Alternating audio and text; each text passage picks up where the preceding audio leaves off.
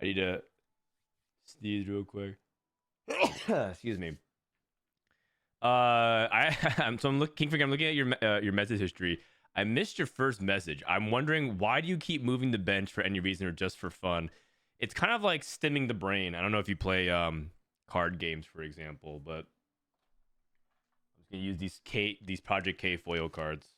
These cool League of Legends trading card foil cards. You know how some people just shuffle their cards while they're like playing. They're not even looking at their cards; just doing this. It's just like that. Very similar. Very similar. So when you move pieces around, it just helps Man, you. I'm getting more dogged again. It helps you stay focused in TFT, and it helps you kind of like draw your attention. Kind of like if you hold a piece in chess, it feels like all of a sudden your concentration's on that a little bit more. Scotty, thank you for 26 months. Merry Christmas Eve. Happy Hanukkah and happy holidays. Likewise. Likewise.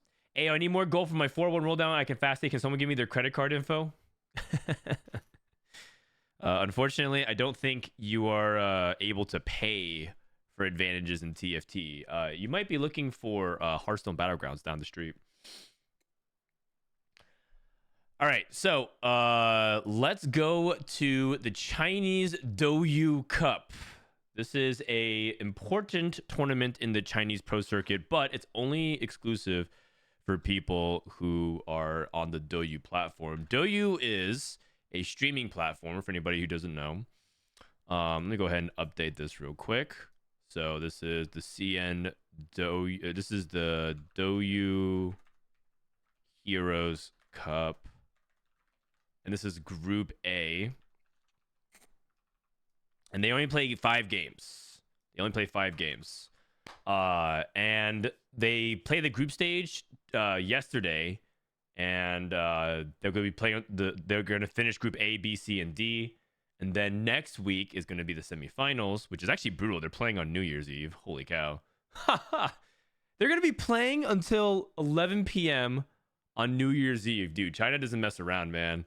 Forget your New Year's plans. You're playing some TFT if you make it to the semifinals. And then the week after that is going to be the finals. And then the winners and the people who do well qualify directly to CN Regionals, which, if you guys know, CN Regionals is a big deal. So this is basically the equivalent of a Tactician's Cup in North America.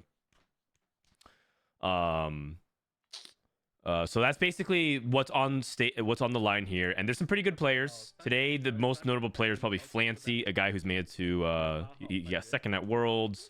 He's also a ladder dominant player. So he's the guy that I'd be paying attention to. Ningli is also a great player. He made it to multiple Worlds as well. Won EWC as the coach. Chuyin, a long-time established player. So there's some really good players in this lobby. And let's see what they got. It's a fake New Year to them. Yeah, that's right. That's right. The New Year starts when a new set releases. Does CN do New Year's like that since they also have Chinese New Year? Yeah, that's actually fair enough. They have Lunar Festival, Lunar New Year, which probably feels much more of a big celebration to them. You're not wrong. When's the first Tactician's Cup in Americas? They haven't officially announced the dates, I believe. Let me actually check, but it's in like the second week of January.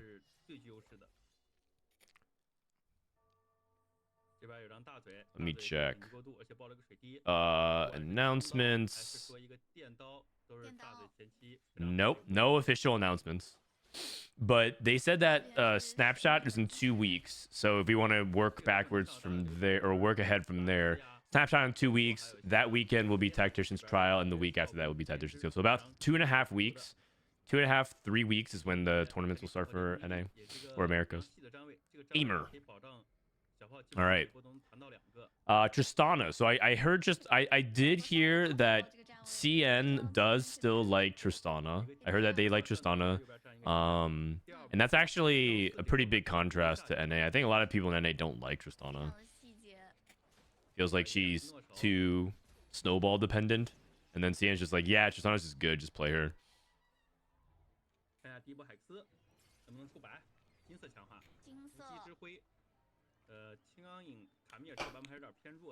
Dirty, good morning as well. All right. So the encounter I think there's no encounter, if I remember correctly. All right. Let's see what these guys have got going for us. I'm going to go ahead and watch it a little bit quicker. 1.25 is my speed when I'm watching these tournaments. Ambusher +1. Really?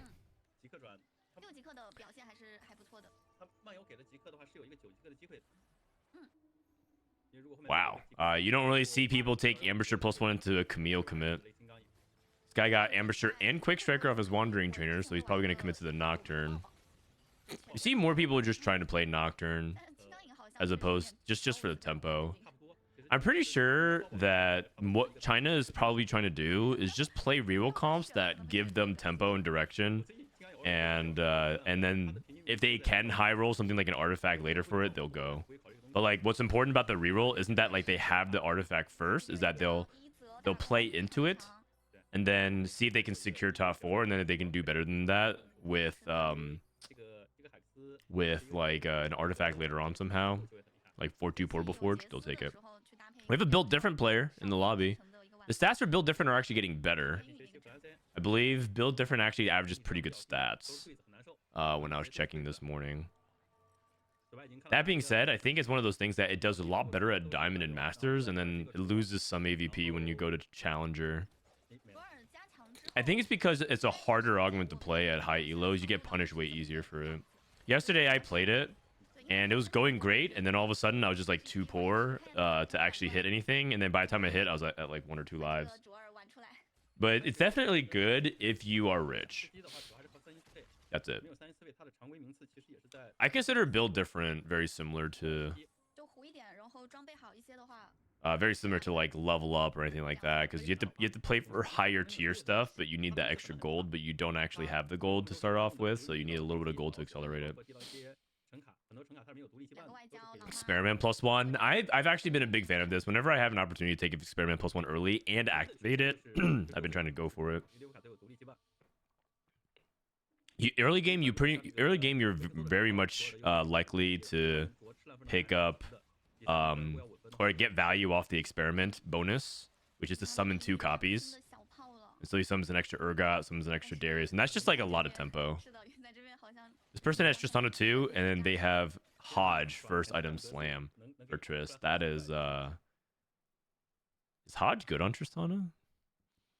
I mean, I imagine it's good if you have like Infinity Edge. You can go like Hodge IE. But that's not a... I guess he's just playing it so he can get item tempo onto Tristana and then remove it later if he needs to. Like, do you see what I mean? Like, I don't have any swords or bows, and I'm like, it's probably not Tristana. This guy's just like, yeah, Hodge Tristana. I mean, it could be just tempo, but like, I would just not be thinking about slamming Hodge on Trist. Do copies count for damage to a player? No, they don't. Any summoned thing does not count. So that means experiment bonus, that means trench coat, that means scion, target dummies, golems, ZZ rots. They don't count for player damage. That would be way too OP. That'd be way too OP.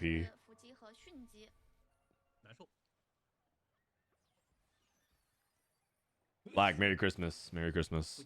You guys are having a wonderful morning, afternoon, and evening. Rageblade and Guardbreaker, Quick Striker.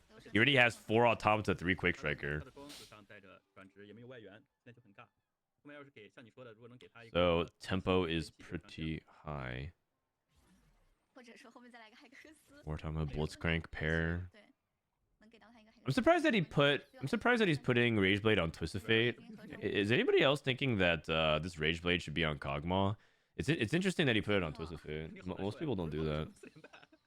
When you're playing 4 Automata, you want to stack Kog'Maw's attack speed in the early mid game, and then maybe later in the game you deprioritize it. But I guess because he has 3 Quick Striker, he's feeling that's more higher value. He's gonna sack his Tristana. Wow. You guarantee the 5 loss? Well, it's probably because Flancy was in his pool and they're both on 4 loss. Newinky, good morning. Should I wear a holiday sweater today? If you want, I got a One little Pikachu one.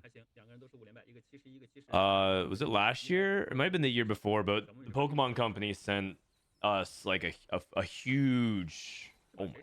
What a shop. It looks a lot more impressive actually than it is, but cool shop. They sent us like a fun little Christmas gift thing. So it's a bunch of Pokemon ornaments, sweaters, and things like that.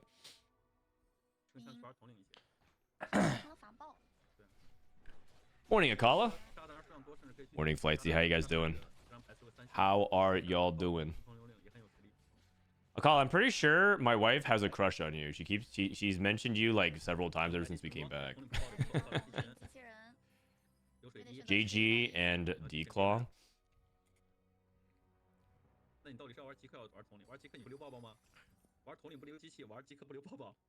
Doing good. How about yourself? Not too bad. I found out my family is going to be arriving later. They had their flight delayed, so we're not actually going to be able to celebrate tomorrow for Christmas. So instead, we're gonna be pushing it back by a day and celebrating on the 26th. So I'm actually gonna be streaming tomorrow. So we'd be like, wow, Frodan streaming on Christmas, the hustle, or wow, you're not gonna spend time with his families. We're pushing back. We're gonna be celebrating on the 26th instead. That is what it is. It's all good. Were you sponsored by Pokemon? No, we just a while ago, when I first got laid off at Twitch, last year or the year before that, I don't even remember anymore. I actually interviewed and got pretty far to potentially work at Pokemon to do some stuff. I was in the final round of candidates to do some of their Pokemon esports stuff. And this was before I decided to commit to streaming. I was still streaming like part-time on the weekends. And it was, so I basically established some contact there, and in the process made some friends, and they're like, oh yeah, we're doing a Pokemon Christmas collection thing, would you like some? I was like, sure. So that's about it. I actually know more people there than I thought I did, because a lot of people who used to work at Blizzard now work at Pokemon. What'd you do before streaming? I worked at Twitch for like 8 years. I mean, I actually used to stream a while, like 10 years ago. I actually used to stream Hearthstone, but I also always streamed I always stream like 2 days a week type of thing, kind of like Mort Dog. Ambusher Camille 2 with Fire Sale. So he's playing Camille Ambusher for tempo. I wonder if he's actually gonna play Ambusher +1 and try to play into Echo. Like maybe just play Camille. Nope, he's rerolling. Okay, so this guy just wants to just reroll Camille now. Oh, he's playing Enforcer Camille? Oh. Whoa. Okay. So now, is the game plan for him to try and reroll Camille, somehow get to Enforcers? Nah, that must be mid-game. He's playing Twisted Fate as his backline. It's interesting. He's streaking as well. Did you live in San Francisco? No, I actually was a remote employee. I lived in Los Angeles. I don't now, but I lived in Los Angeles. They recruited me to work at Twitch, and at the time, they were getting acquired by Amazon. So I actually joined right before Twitch got acquired by Amazon, which was pretty cool timing. And then during the transition, they were like, you know what? Don't take your time to move up to San Francisco, because we need to like sort things out internally, because with Amazon acquisition, there's going to be a lot of delays on things, especially internal org flowchart stuff. And then they just kind of like didn't ask me to move for like a couple years. And then by the time they came around, they just approved me just being remote at that point. And I was like, and also, to be quite honest, since I worked on partnerships and I worked on growth strategy and I worked on esports, it was just much more tactically wise for me to be in LA anyways than in San Francisco, because as you guys know, most of that industry sector was basically centralized around LA, especially West LA where I was. So they're like, yeah, it's fine, just stay in LA.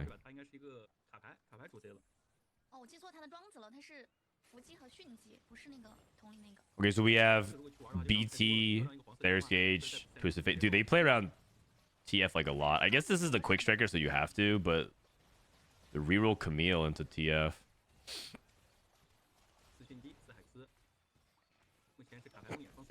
This guy's going Heimer. Flancy's going Heimer. Sentinel Heimer.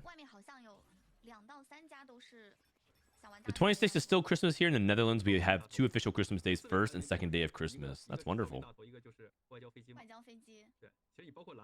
Build different Corky. Whoa, he's going BD with Pandora's bench. So he's going to roll on 7. Oh, BD rolling on 7 with Pandora's. You go any wild parties? Oh, many. I think I'm all partied out in my lifetime because of how my 20s went.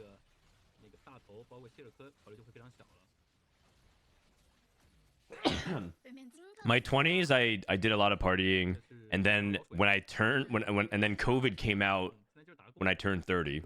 So I think that, I mean, I would like to think that I'm always growing and developing as a person, but I feel like that period of my lifetime really put into perspective how much I actually enjoy it, because I actually liked COVID solitude a little bit. I didn't realize how burnt out I was on like going out all the time and meeting new people, and like but like meeting new people under the seen or be seen, who's who, are you shaking the right hands, are you like doing the photo op stuff in LA. Like I didn't realize how much I had been burnt out on that until COVID happened. So it was like a blessing in disguise in some ways, because like COVID for me emotionally, I did fine. I know that didn't happen for a lot of other people, but like it was actually good for me. Okay, this guy's playing Black Rose. We've been seeing a lot of people actually play Swain Black Rose in China. They play Swain Nami even if they want to go for like duo backline carry, because I think they feel like Silco is too slow. They think Silco is good, but they think he's too slow. Also, this guy has Malzahar pair. I'm pretty sure he should just sell it. Malzahar doesn't really exist as a carry until you hit him as 2-star. I think he's probably just gonna hold it, because if he hits Malzahar 2, he hits Malzahar 2. But every time I put my faith on Malzahar, this guy's disappointed me a lot. What are good Twisted Fate items? Just generic AP. I feel like if you try to specifically angle too much for Twisted Fate, he's just not gonna actually deal that much damage. He's gonna disappoint you. If you're like, okay, if I'm gonna put like specifically Jewel Gauntlet and Shojin and Death Cap or something like that, maybe he'll pop off. You just give him like whatever's left over. So he's playing Swain. You hit him Mordekaiser, he says Dominators. Swain Dominators, but Swain's not a Dominator himself. Flancy as Sentinel Heimerdinger, and he's bot 4. Didn't this happen? Oh, he long distance pals and messed up and didn't give LDP with Heimer. He's doing Corky. Every time I played Heimer and Sentinels, I've been just really disappointed lately. And I was told like this is like a good top 4 farming thing, and I'm pretty sure I get 5th every game. From spots, I'm like, this spot is great, and then I get 5th. And that's not like a bad... Like, if the comp is weak, that's not a bad result, but I've been promised that the comp wasn't weak. So I need to know the answer, man. And if Flancy goes bot 4 from here, I'll feel vindicated. What up, Raptor? COVID hit when I was in my first year in college. Oh, that's rough. Oh, this guy hit Malzahar too. Ah, okay. So now we chances out of the swing. I mean, I think you're supposed to stack. You're supposed to stack Malzahar, but I just 6 Dominators and then no items on any of your doms. I guess you have Mundo. Okay, do you guys think these items are actually stronger on Ziggs than Malzahar 2? This guy is gonna hit Malzahar 2 and go 8th. Oh god. COVID was really rough for some people, especially when you're in your formative years like high school and college. I feel really bad. Especially if you're like is your first year in college and you missed out on the freshman year experience of what college is supposed to offer you. COVID robbed you of some really important life experience because that first year of college is supposed to be your first year of like quote freedom of like exploring who you want to be as a person. And a lot of people choose not to do that. They choose to just like take safe routes, but it's like the beginning of a journey of finding yourself, of who you are and who you want to be. And not having that, not to make you feel worse about it. Now I feel like I'm just rubbing it in, but I think some people got legitimately screwed by it.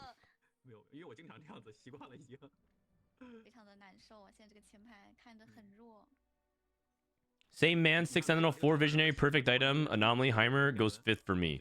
Yeah, I don't think you're supposed to even play 4 Visionaries, but like, it doesn't matter. 6 Sentinel, 4 Sentinel, 2 Visionary, 4 Visionary. Play around Corki, play around Jace, play around whatever, and I'm just like, man, the setup just looks good. I'm not even like missing on. I hit a Lowy 2, I even hit a Rumble 2, and it's like no matter what, I'm like 5th or like 4th from like God spots, and I'm just like, yeah, all right, I guess that's just what it is. The comp is just lower power level, and it's the way I need to view it is like it's more of a placement saver than a placement earner. This is just sad, man. This guy hit Malzahar 2 and is just straight 8th. That's actually so sad.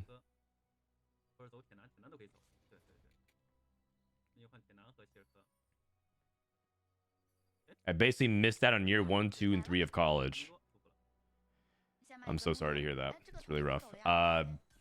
You know, my nephew also missed out on his first few years of school, period. So he's 6 now. I'm gonna see him in a few days. And it affected him a lot. Like socially, it affected him so much. So it's just rough, man. I don't know what's gonna happen to that like small that slice of that generation, but I firmly believe that the true young generation, people are talking about like Gen Zers or whatever, but I'm talking about like little kids. I think they'll figure it out. You're an uncle? Yeah, my sister is 6 to 7 years older than me. Actually, I basically had my kid around the same time my sister did, age-wise, around our early 30s.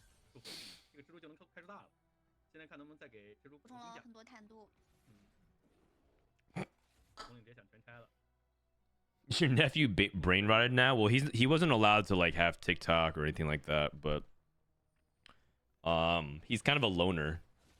He just like sits alone and prefer to do things alone, and he doesn't really want to be bothered by anything around him.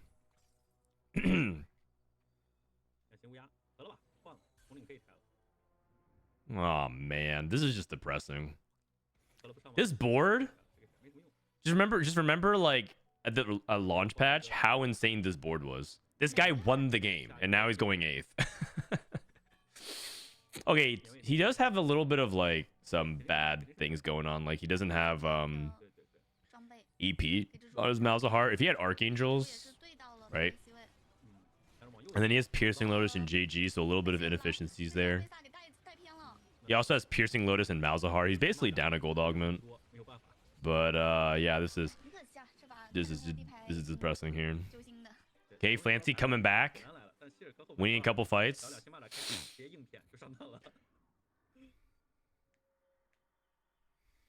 Tristana. This guy never hit Tristana 3.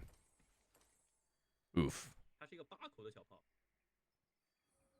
He played 4 emissaries, never hit Trist 3, and he ended up pushing levels instead. I wonder what his anomaly is on his Tristana.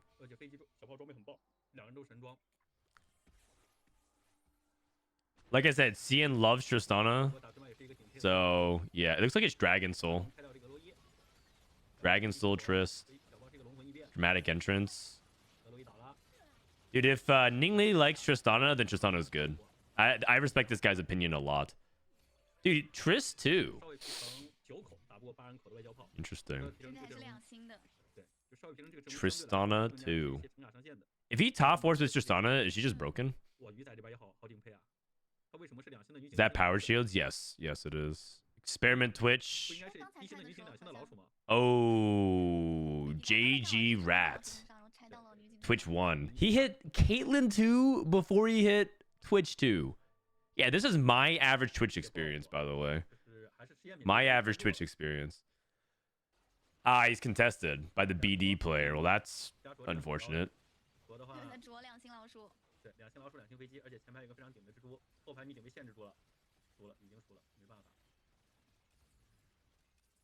Yeah. All right, well. Twitch 2, no. Twitch 1, no items. And Experiment Twitch, yeah. You would think Caitlyn's enough as well. I think some of these 5 costs... Some of these 5 costs just do not feel very good right now. Caitlyn, outside of Enforcers, is one of them. Malzahar is another one of them. They do have to be careful because I could see a world where they buff Caitlyn to the point where you just have Caitlyn 1 and she just way too much damage.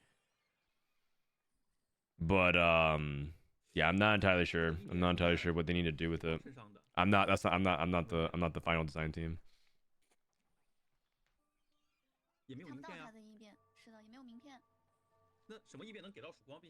think Caitlyn's amazing. She's just not a main carry. Yeah, that's true.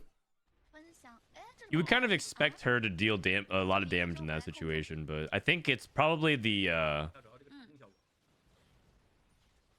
it's probably just the fact that he had Twitch 1 and no items, and he was just basically down a carry slot. He just solo carried Caitlyn. Dude, Flancy is making that comeback.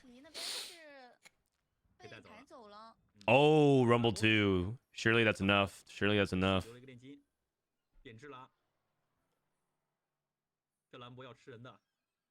Oh, you know, I think he anomalized his Leona for items. Dual wielding. You must have.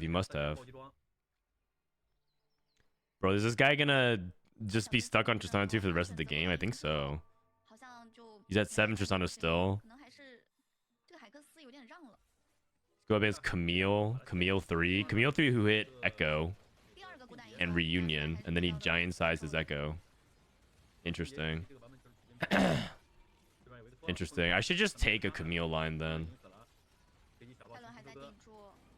Maybe I underrate this line for top 4s. Wait, he won versus Camille. Never mind. Tristana 2. Tristana 2 is just beating everything that I'm like, huh, maybe I should give it a chance. Nah, Tristana 2 just beats it. This guy is rolling. Wait, he's rolling his Corkies as well. So he's not even trying to save the Corkies.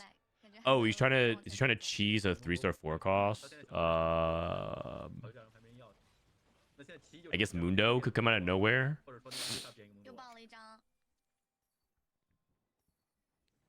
Oh,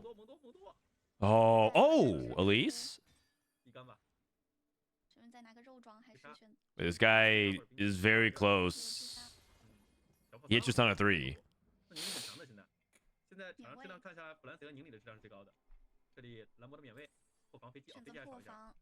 All right. So he's playing 4 Emissary, 2 Sentinels, Lad, and Corki. His setup doesn't look bad. It might be one of those funny things where, because she hit it so late, though. Oh, he played Dramatic Entrance Leona. Never mind. I thought it was dual wielding. That's fascinating. Yeah, Ningli's a beast. I did not expect him to top 4 from here. Build different player went 5th. Thoughts on Dramatic Entrance Rebels? It's probably better than I think it is. I think Dramatic Entrance is not bad on Alawi if the rest of your board can handle it.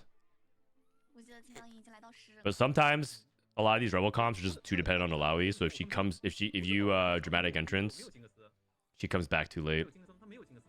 Maybe you're supposed to put it on like set or something like that. Like Flancy might have the right idea. You dramatic entrance, just you're off tank.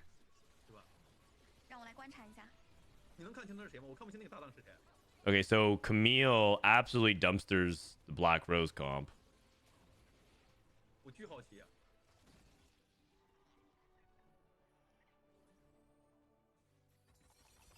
I'm not gonna lie. I think I'm a terrible Black Rose player. When I play today after this these set of games, I'm not sure if I want to play Black Rose at all.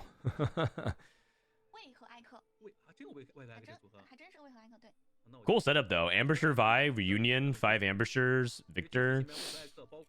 No Jinx. Only 2 Firelight, playing some Jace as well. Jace GP. I see.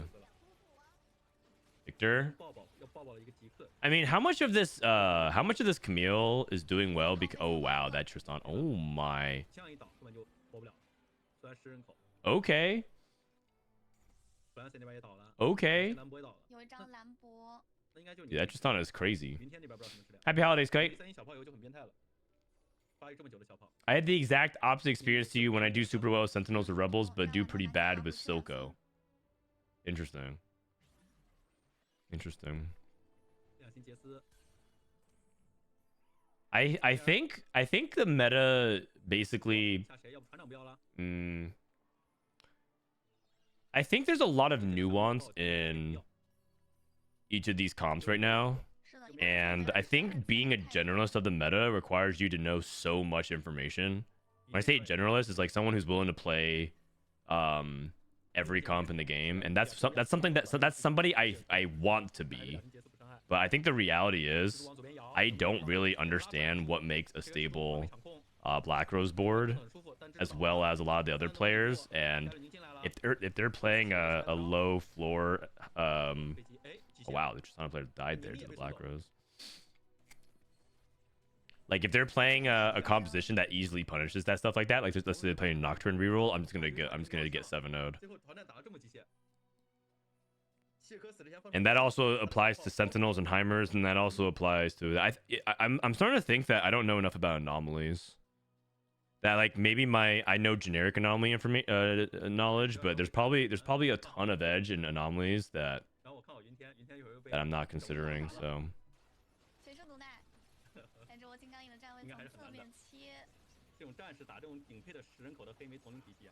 You still talk to Bryce? I hope he's doing well. Yeah. I talked to Bryce a couple days ago. We're gonna go visit their family again because we have some gifts for them. So Black Rose like wins out, right? So this is the screenshot that you look at. And you're like, oh, Black Rose was great. We also saw a Black Rose player hit Malzahar 2, struggle to stabilize, and then win 8th. So it averages a 4.5. This is Yuntian won with wait, no post game screenshots? Oh, all right. Well, low production value, am I right?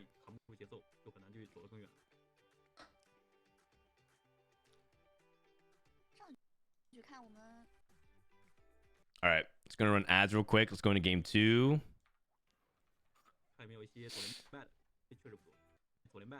They don't even show us the encounter.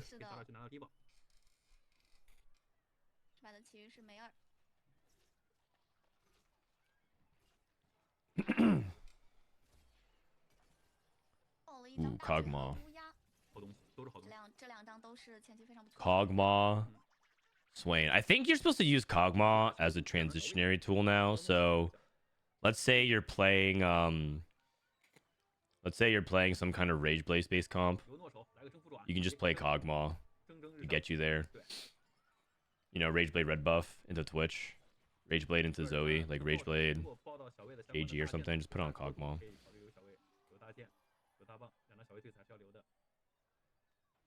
Swain is good though. Outside of Chem Baron, what's the best 3 cost to play around out of an orb? I think Swain is up there. GP is another good one.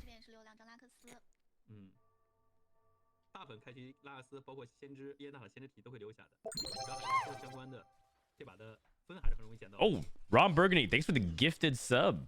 Appreciate it. Appreciate it. Thank you for supporting the channel, man. Been great having you. Ron Burgundy. Pit training. I think not a lot of people try to understand like you do hope to get to where you want though. Yeah, I mean, the reason why I want to understand it is because of my position of wanting to be able to speak to every comp. But like as it comes down to TFT is not that simple. If you choose to generalize and be wide, you're not going to understand comps at a deep enough level individually, which is not a bad thing. It's just my hope is to be like Dish Soap, right? Or to be like Title or something, like just be able to play everything, and it's just hard.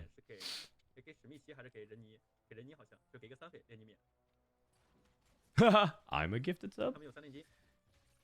Cassion to Black Rose. I don't think Black Rose early is very reliable anymore. I think the only way Black Rose is good early is if you have an if you're able to maintain tempo by like having an emblem early and then having upgrades. And the thing is, that's every comp. Like every comp loves that, right? If you have a Rebel +1 early with upgrades, that's good for that. Conquer Emblem early with upgrades, they love that. Scrap Emblem early with upgrades, they love that. So it's just like, so if Black Rose is like, well, it's good if you have an emblem and you have upgrades early, that's like basically means that it's not that good. Ooh, this guy has a Chembaron emblem and he only has Renata. Oof.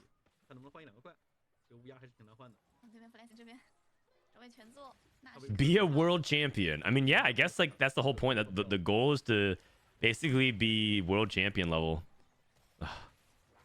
I guess when you put it like that. I have no idea how to stabilize a Black Rose board on stage 4. Like I have Garen 2, Mundo 2, then I go 8th. Is it Elise positioning? Is it 4-2 augments? I think it's everything. Because yesterday people saw me, I think twice. Win streak. I had like 85 or more HP. I was win streaking into stage 4, and I have like 50, 60 gold. I have good items. And I rolled down and I hit. And then I went like 5th or 6th, like 3 games in a row with Black Rose and then Heimer and then Black Rose again. And the chat had like 20 different theories. It was your augments, it was your items, it was your units, it was your anomaly. They're like, and I think the reality is it might be like all of that. It might be like optimizing. It might be optimizing 10, 15% on all of those things. Because like there's elements of what people are suggesting that might be true, but to say that it has to be this one thing is probably not. And if it's about optimizing 10% across the board, that just means that I'm just not very good at the line. But that's okay, because you're not going to get better at it unless you study, which is what we're doing now, and play. I did look at some stats, but the problem with stats right now is that the nuance of stats is lost because this is where augments and understanding setups are very empowered. But without anomaly stats and augment stats, there's only so much you can like kind of understand. I had to just play the game. What up, Josh? Good morning, man.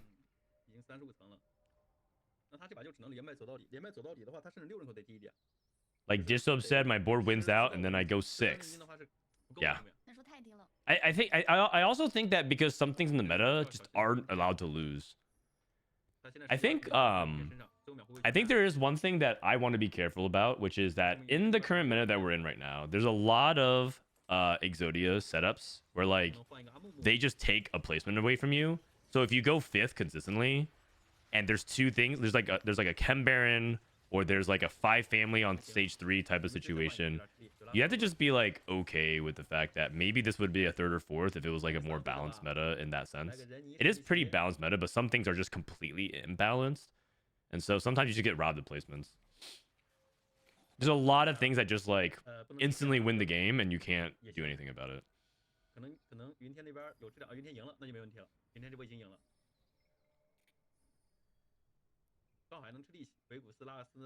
Okay, so this guy finally hit Chembaron. I mean, why is he not playing Soju?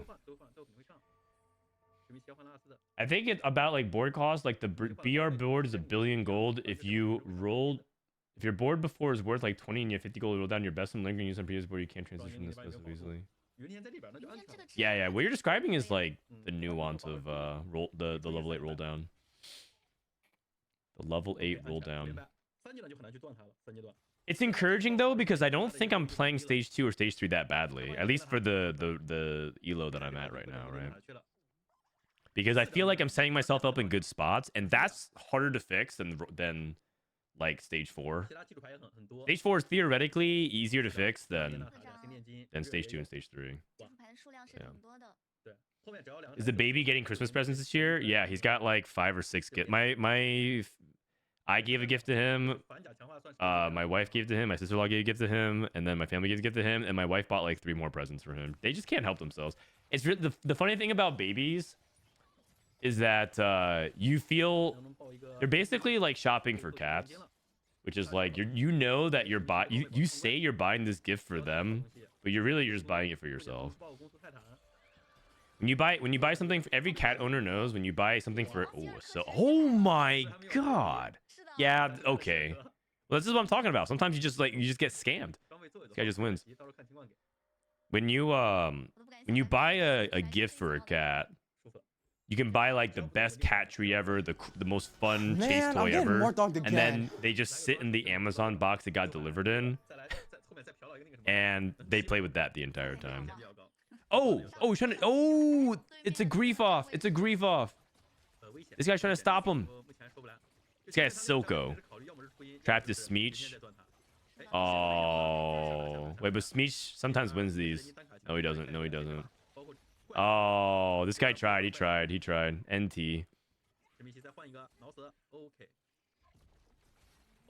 Okay, well now this guy won the game for sure. He even played around the grief. Emoy, thanks for 9 months.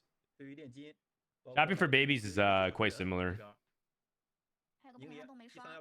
How come my alerts didn't update here? Session restarted. Got it.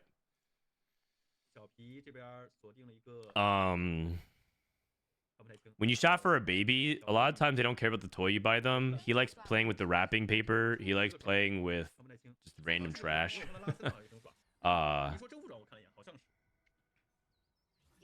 And then if you buy something that like, if you buy something for the baby that like you know that you can use it like a small onesie, in like 3 weeks they grow out of it. So it's just basically buying something for your own entertainment for like 3 weeks.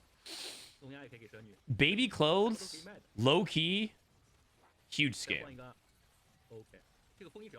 I mean, not necessarily, but like it's just you buy it and then you don't use it in like 3 weeks. They just grow out of it.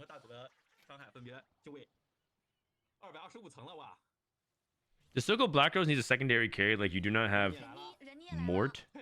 You itemize Ziggs or something like Sentinels or Rebel with Ezreal. Yeah, you need a duo carry and everything. But the reality is you don't have items at stage 4 for duo carry. The situation that you're describing is that the Rebel emblem itself is an item to help duo carry. Academy is what gives you items for duo carry. In Black Rose, you don't have enough items to duo carry unless you took an item set of augments. Because you have to itemize tank to itemize your primary carry. So it's harder. That's why some of these emblems are really important, because it's both trait power and the item itself is a carry item. That's why it's so good on Rebels. That's why it's so good on Enforcers and Conquerors, because that item itself is the carry item.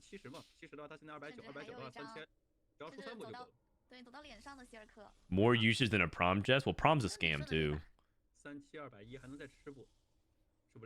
Prom is a complete scam as well. It's just the marketplace trying to capitalize on teenage horniness.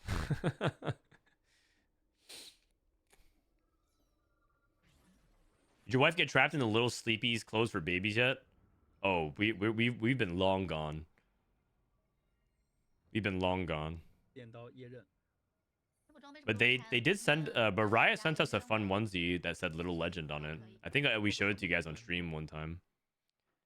My baby has a newborn onesie that says Little Legend. 好像是我没变过了。之前的视角给了4张，到现在还是4张。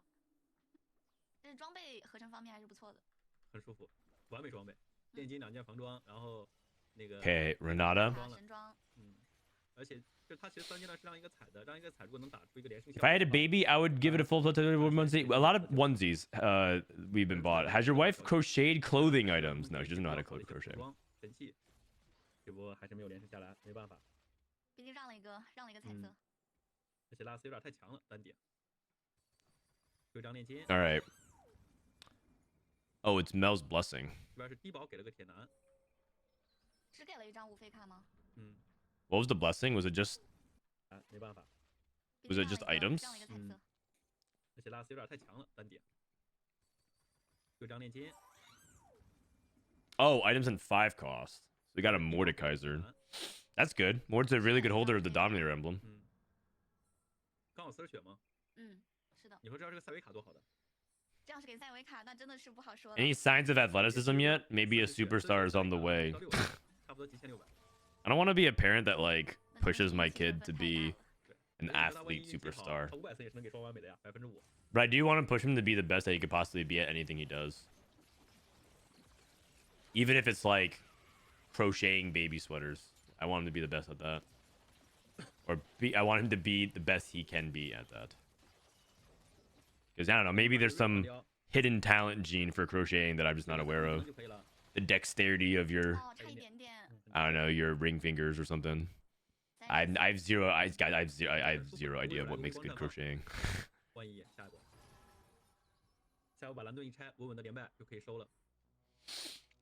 Please break the wheel of Asian perfectionism.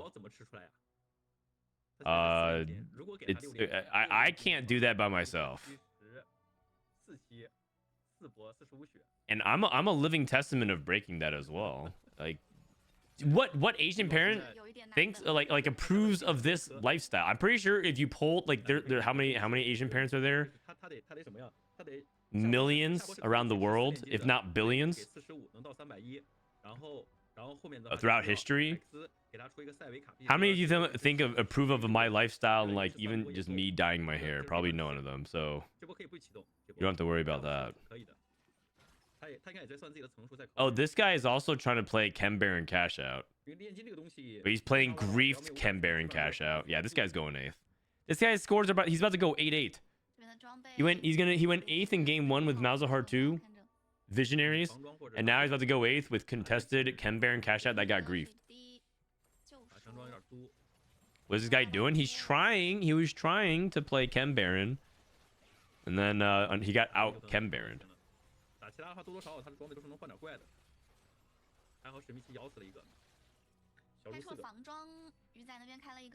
But yeah, my son has upper percentile strength. He's very strong for his age. And if you ever meet him, you'll know because he likes to grab. Right now, he's in the phase where he likes to grab people's faces. So if he grabs people's faces, if you're not careful and stop him, he might leave like a little mark on you. He grabs people's lips, he grabs people's chins, he grabs people's cheeks. And if you don't stop him, he squeezes really hard. He might leave some marks. So you gotta be careful. 6 Silcos. Is this bro about to hit Silco 3 at 4-2?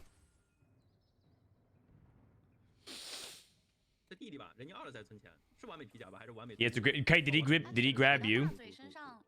Do you have any idea if there's skill gap between CN and other regions? Oh yeah.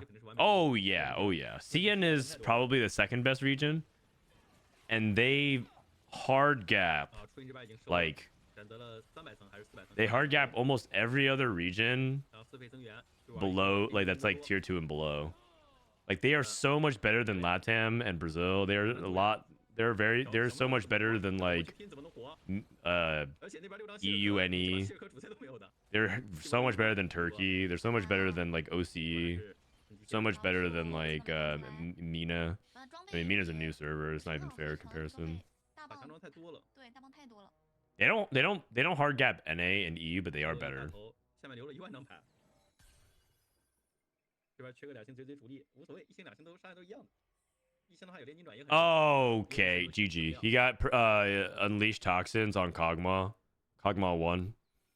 GG. This is literally the most powerful thing in the game, in my opinion. That isn't straight up a 10 enforcer thing. The only way to counter Cog is like 10 enforcer and then you Zephyr him, kill the entire board, and then he dies instantly, or assassinate him of some kind. 1.1 AVP. It is impossible for this guy to lose.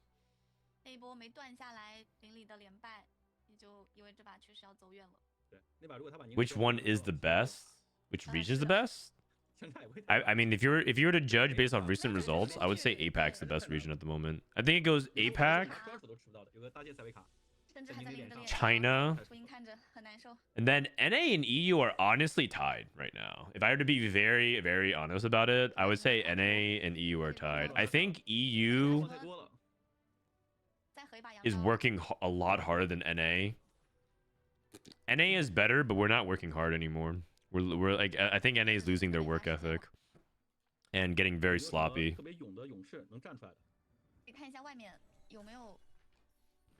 A tale as old as time. NA peaks early and then just starts losing motivation, and yeah, and then they're also very ego driven. But NA is better, which is good. Lost faith in NA? No, not at all. Not at all. I think our talent pool is still extremely good, and I still think that we have the raw skill. I just think right now we're not putting in the time and effort, and that's just objective truth. And I think to just blindly say, oh, NA #1, etc., like we're just better than the regions, I think is actually at this point just gonna lose credibility with people who actually want serious analysis. And believe it or not, I know that I'm here to entertain you guys and provide some lulls and keks and I can'ts and ha's, but the reality is, some percentage of the time, some people come to me for serious analysis.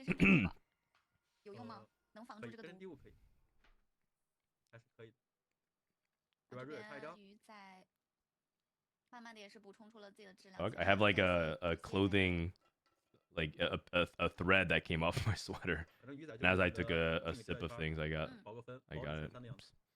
it.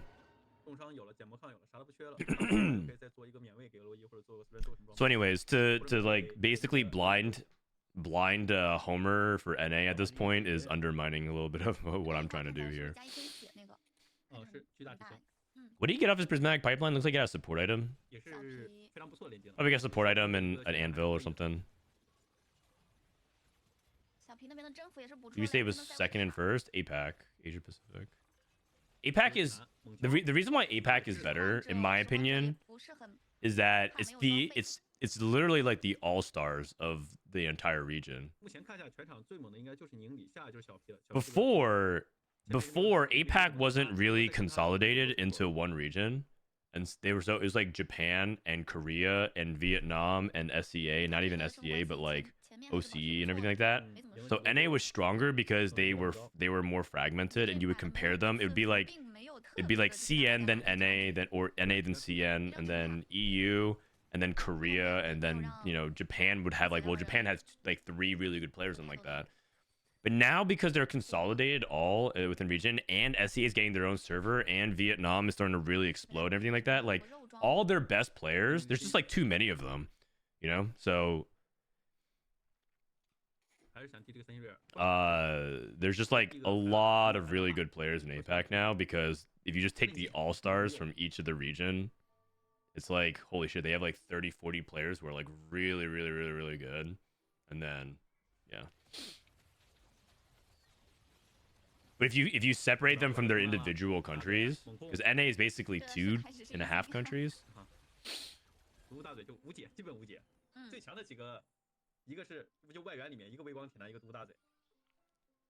Yeah. then you probably would say that country wise, it's like China and France and the USA.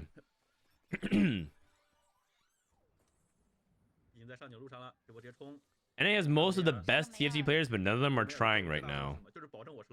Yeah, and the thing is, they might be the best now, but other people are catching up to them too. Part of the reason why NA was so good is because early on they were trying some of the hardest. And the thing about it is that TFT is a game where you can always improve. And it's also like some things that people just continue to improve on as well as time goes on. So if they're like, okay, now I'm going to try, you're just not gonna have the edge that you thought they were. So if it's like, so a lot of the players who are like, you know, really good and they come back and they try, it's just hard. Like, you know who talks about this a lot? It's Chuyin. Chuyin talks about, oh wow, oh my god, Conqueror Pika. Chuyin talks about how he took a lot of time off of TFT because he wasn't taking it seriously, and now when he takes it seriously, he just thinks that he's like middle of the pack, like he's capable of doing well, but like he doesn't know if he can ever get back to the status of like. Chuyin used to be like one of the people who could get like top 3 in snapshot like on command, and it's just like even if he tries his absolute hardest, he isn't sure if he can get there consistently because so many people have so much new talent has come up, and so many people are like improving and getting better, and he hasn't gotten like he hasn't put in the work to kind of get back at it.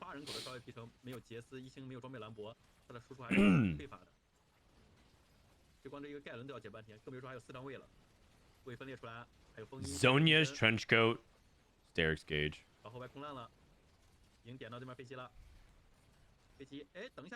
Oh my god! I really thought that it was over as soon as the Vi jumped on the back line. You know what that might be? Wait, oh.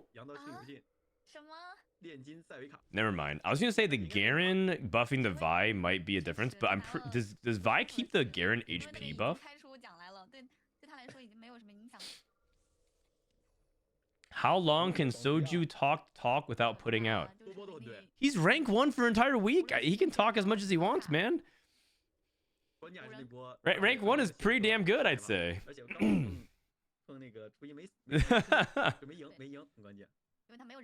So go 3. No, guys. This is. I need you guys to understand. This doesn't mean Silco 3. It means he's 3 off of Silco 3. I know that it's confusing because the graphic looks very similar to Silco 3, but what it's trying to say is that he's 3 away from Silco 3.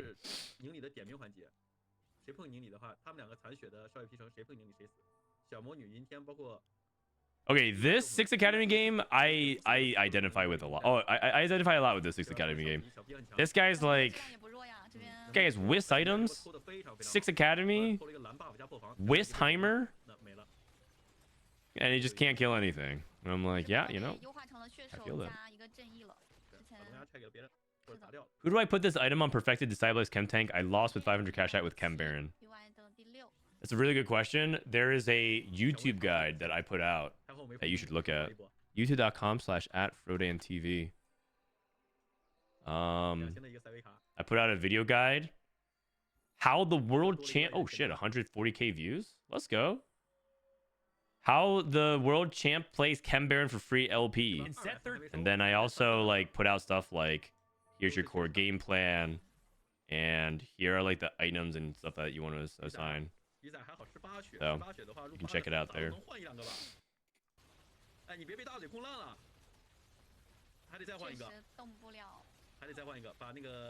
Here, I'll link it if you guys want. Make sure to share with your friends, like and subscribe. If you watch these videos, by the way, if you're like, well, what's the best way I can support the algorithm? The best way you can support the algorithm is to watch the whole thing, or just like don't exit out too fast. Because YouTube, the #1 thing they care about right now is the actual watch time of the videos. If you watch it for 5 seconds and click out, that view doesn't really mean anything. In fact, it actually kind of penalizes you because it shows that your retention is bad. So if you watch a video, if you want to like support any YouTube channel, it's not even mine, but let's say you want to support your favorite D&D creator or whatever like that, just like keep watching the length of the video. Every minute counts. 备用零件吧， View bot the video. Yep, there you go. That's exactly what I said. 丢一个别人圈85，大不拉走， 650的话再补一个神器，感觉还是挺难打的。打不了，打不了，没有任何。 Does YouTube take into account if you return to finish a video? 赢那边还差3张希尔， I 这就 don't know 就 actually. 只有说 I'm not 3张 like 付费只有 a YouTube guru, but I know some basics about YouTube. And this Kog'Maw interaction, it's just like what can you even do against it, man? I don't think it would. I think it would beat 3-star legendaries because the 3-star legendary just gets permastunned. Quicksilver maybe? Quicksilver 3-star legendary? 主要 Flancy 也很知足了，能拿一个前3 6海斯，在外面一个非常糊的一个。 That means if you want to grief someone, you just open and close their video. No, not necessarily, but 宁理选择直接上10，没有其余3星的一个 not necessarily. 希尔科。 Because that's still better than not. If the best thing you can do to grieve someone's video is to not click it when it's recommended. Then they're just like, well, no one's interested in this video. But I mean, you guys are already doing that. 就只要读到后排基本上动不了，完全控制。 The best thing to do, just like anything when it comes to content you don't like, is just ignore it. Because then they stop recommending it to people. 大嘴还输给大嘴了，还好有梅尔。边是6海克斯的这个。 Specifically when it's on homepage and when it's on the recommended stuff. Yeah, if you ignore it, that's the biggest punishment you can do to it. 行者之爪去把它抓了，有时候好像可以会摸，简单，简单调一下攻速装。哦，不是那个弯刀，不是那个弯刀啊，是弯刀的话就把那个大嘴切弯刀了，有时候。可以考虑，对你这个思路很。Okay, this guy cashed out a artifact. 而且宁理是没有容错的。 I mean, there's 2 people alive besides him, and they're both streaking. Surely they play each other. All right, that's good. 会有一点点机会吧。 It's Quicksilver Jace, Quicksilver Mord. Hold on. Quicksilver Jace, Quicksilver Mord. 水银的铁男，但是被控了。 Oh, dramatic entrance stuns through Quicksilver. 不是。 Oh, cool. 哎，那个起来了， Very 动作 cool. 浮起来。 Very 对， cool. 我看到了，被谁击飞了？ Alright. 击飞。但是维克托也是。 It's okay. Second's good. Second is good. 那么弗兰史是第3了。这边林立想和一个2星的兰博。 不影响。 I want the algorithm to recommend it to me so I can grief it though. 出去回来一个控制。铁男追不了。Yeah, sounds good. That's just not how things work. That doesn't that mean the algorithm is fundamentally broken? Oh, he's going for 3-star 5 cost. 50 ID。 No, he sold his Mord. Who's he going for? 思路没问题。 He's just selling his board. He's given up. 但是时间有点来不及了。 Oh, he can't go for 3-star Mord because I see. He was like holding a Mordekaiser, holding a LeBlanc. He just cut him off at every angle. 兰博、塞维卡什么都拿了，铁男也拿了。 Oh, wait a second. He has banished mage. 看小 B 下一波了，因为他有一个背水。 His only out is Malzahar, Caitlyn. 好像没有留金克斯。 Dude, he's too poor. He can't even afford it anymore. 金克斯不拿就不追了，就追女警。那也不要了，女警。 女警这边应该也防守了。 This is so sad. 那他现在在追场追蚂蚱。杰斯也没用，杰斯也被防守。 NT. 我倒感觉他没什么能追的了。没有，对面真的防守做的非常的不错。你看后排，女警、妖姬。是的，场上的杰斯、塞维卡、铁男、蚂蚱，好像只有蚂蚱有机会。 What about specifically clicking on a setting video and telling YouTube to not show me this content? 小 B 也经历了。 I'm not entirely sure. I think that kind of stuff might be personalized algorithm on your end. I don't know if that penalizes the other person. 勇敢者的奖励就是勇敢者的奖励，3杠1的一个希尔科， hard to say though. 包括后面嫖到一个塞维卡。 I think that only affects your algorithm. 整体质量很高，加上这个毒大嘴，基本就收了。但他是很吃选手的一个细节的把控，对位装备的给还是不给，就一定。You can try to copyright strike stuff. I mean, if you want to straight up do some unethical things to other people, is that you could like falsely copyright strike people. That really messes with them. But if you do that, you're a terrible person. And I hope no one gives you any Christmas gifts this year. Okay, let me skip ahead a little bit forward. See, there's no post game screenshot unfortunately, so I can't see and recap what comps do well. If you guys don't know, this guy is a well-known streamer and player. His name is Juanzi, Juan. Yeah, people can call him Wanzi, like Juan as if he's Latino or speaks Spanish. He made it to back-to-back worlds back in set 3 and set 4, but has kind of not really taken the game seriously since then. All right. Let me grab my water from my other room. Be right back 1 sec. 那就期待看第一个海克斯的符文能不能开出银色了。对，这边也是春也是兰拉斯，那曙光也得留下的。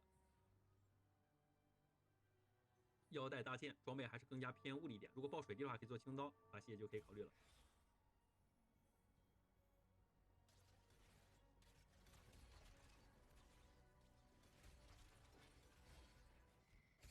出牌 ，A 色强化 ，A 色强化。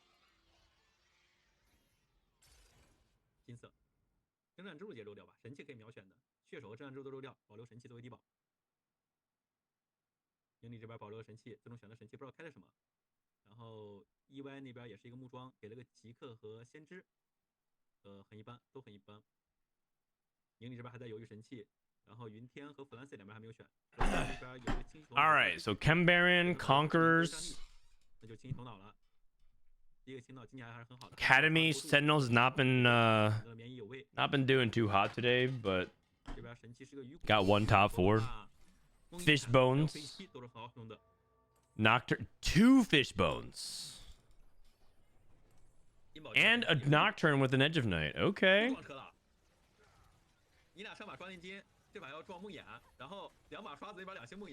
Nice Pikachu sweater, thank you. 鱼骨头还能去玩什么阵容？比如小炮、飞机、小炮的话得有开机有。Was Wanza taking the game? Wanza taking the game seriously as Set3 Worlds? I think he was. 考虑这个方向吗？现在尴尬的地方就是，就小平那边虽然4张梦魇，但他没有距离神器，他的上限也不高。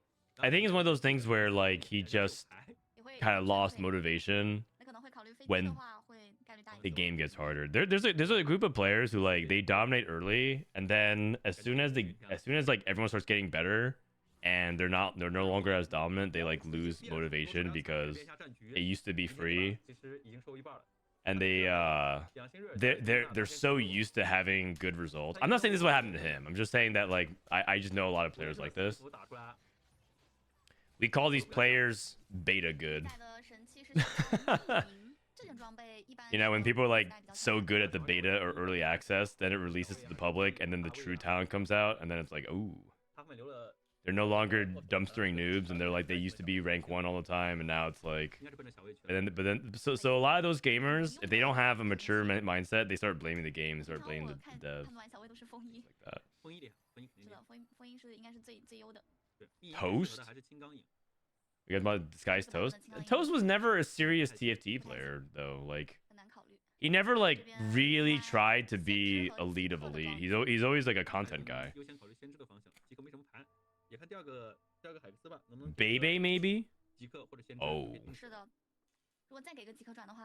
That actually might be a pretty good comparison or analogy.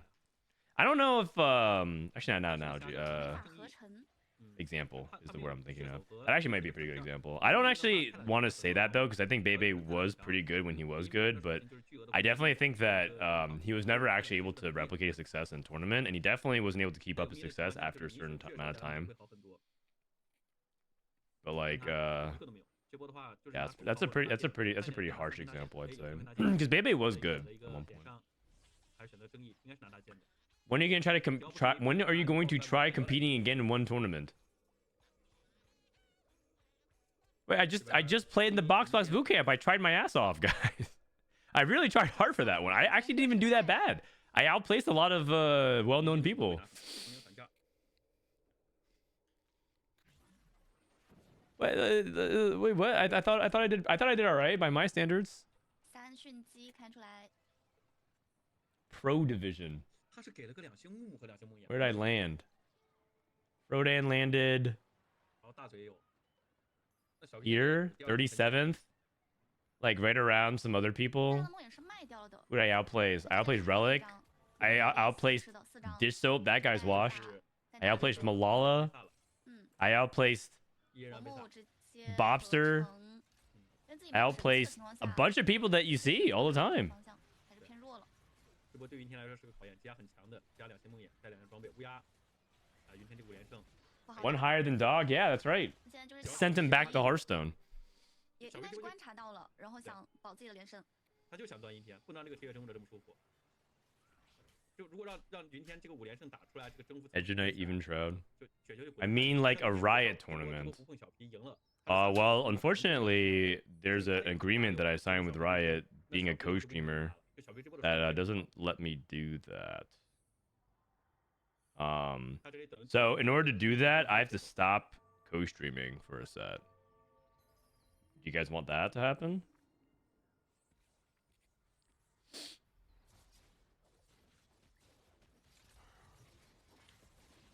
But I could also play in other tournaments.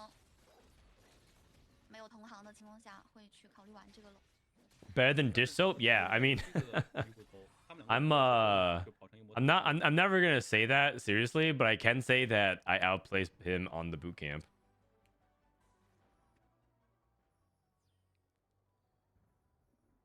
All right, so how many people are gonna play Nocturne in this game? We at least have 3 people angling for it.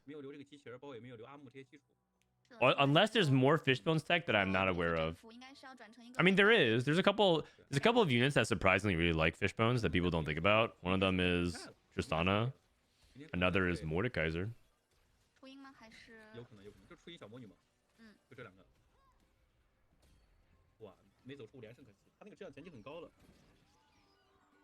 Fishbones Lux. Are you allowed to play in sub-regionals? Yes, I think actually I'm allowed to play in sub-regionals. I think I am allowed to. I'm not entirely sure though. Can you stop co-streaming for one tournament and join that? I believe that's not part of the co-streaming program agreement. I'm sure if I actually did it, Riot would make an exception for me, but it's I don't want to like abuse that too much, you know.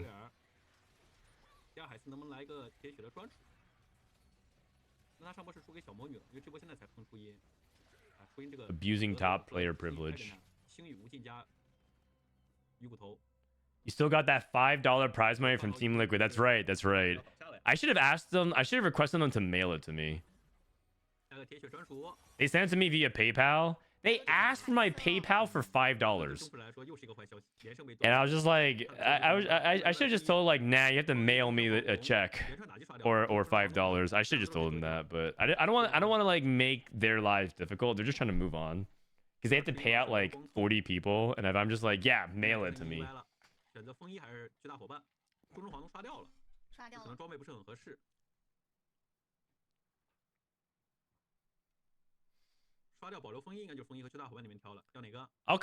I am looking for opportunities to compete in some other like semi-serious cups though. Like if Team Liquid hosts another like $5,000 open, I might sign up for that.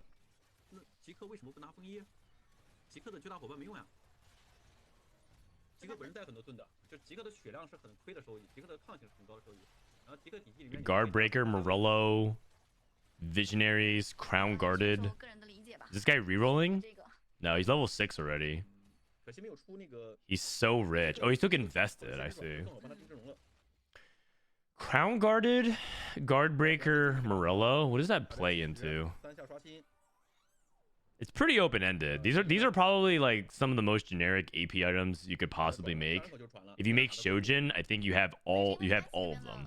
Generic frontline items, generic backline items. Like one Shiv and one Shojin, he has like the Infinity Stones of generic AP. Scuffed generic AP. Oh, there's a Gamba on the line for the chat casino. Okay, guys, if you guys want some free channel points, predict that this coin flip in chat is going to be heads or tails. And right now, the odds are better for betting on heads. Just saying. Watch him go Rebel. You could go Rebel. You can go Rebel. You can go Black Rose. You can go... Well, this is less good for Black Rose. You could play. You could even play emissaries from here. Quite honestly. 数量也是6张，整体数量都挺多的。对，有一个盖伦、安贝萨，哇，好舒服。这都是很不错的。哎，但是能拿到了云天大剑。I want to gamble on this as well. I didn't gamble at all in Macau because, as you guys know, how do I have time to gamble? I was running the co-stream. I woke up at 8 a.m. every day, started the co-stream, and then like ended at like 7 to 2 a.m. somewhere between then every day. I didn't really have time to gamble. So I low-key have an itch to gamble a little bit. I wish I could gamble on this, but I can't. Well, this guy went for Silvermere Dawn Violet. Okay. Immovable object. Yeah, his setup is pretty decent. Oh, he's rolling again? Wait, what? You just hit Violet 3? Oh, he's on 4 streaks. On 4 streak. He wants to keep his streak going. He wants to keep his streak going because he want to hit Darius 3. Sorry, Draven 3. I keep mixing up Draven and Darius. Oops. Oh my god, it's heads. I would have bet tails. Good thing. Good thing I didn't gamba. Woo. Lesson learned. Lesson learned. 就现在变异会不能太强行去追求一些最佳的。不一定非要冲金雄，冲金雄固然强，但是像他这么多3星的话，有意志力很厉害。如果再给个风衣、镜子这种跟有意志力还是有联动的，也很好用。Okay, so we hit it. Good stuff. 安心上人口。 Is the next one heads or tails? Dude, I don't know, man. I just make my bets based off of the vibes of where I see people wagering. I don't actually know. 那就是外交法了。他也没有什么物理后排装，选择了乌鸦作为主 C 对吧？然后 I like, you know what I mean? Like when do you know when I bet on roulette is when the ball is spinning already in the bowl and they're like you have like the next 3 seconds to determine where your bet is, right? And then they wave over the table and say no more bets after the ball's like halfway done rolling. I'm like, while the ball is spinning is when I make my bet. I just don't know. You just have to go with the vibes. That's what gambling is. It's just you're there for a good time. Hopefully not a long time. 有没有启动装？也没有娜美和小炮的一个帮助启动，就还是有点慢了。他有盖伦，有小炮，现在就 Fishbone's Nocturne, okay. The question is, how's the other Nocturne players doing? There's 2 of them. 现在4张，数量一般。数量一般，选择直接上7地了，没有在6人口停留太久。对，因为他有张安倍萨，他不上7的话，开不出这个四迅捷四海狮的一个羁绊。Also, I just want to say that roulette is already just a scam in general, but it's a big time scam in U.S. casinos. I went to Europe, and Europe only has 1-0. But in the U.S., they have 0-0. And I know that like for the purposes of gambling, it's like whatever. That to me matters. I feel like EU tries to scam you less. Oh, this guy's pivoting. He's pivoting. He's trying to go Fishbone's Draven into Conqueror tempo. He's at 94 HP. You know, I gotta admit, Chuyin is kind of woke. This guy went 8-8 or whatever, but like he actually tries some interesting lines. Fishbone's Draven into tempo, into Conquer. The Draven can't fit. Like the Draven attacked all of these like 2 times. Oh my god.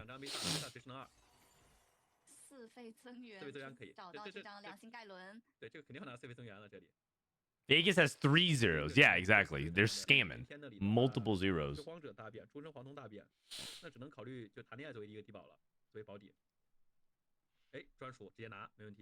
I'm out. I'm out.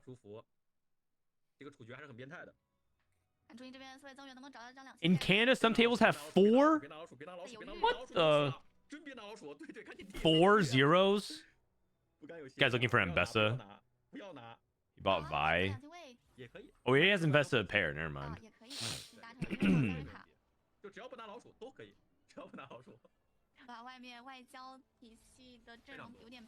3-star Draven.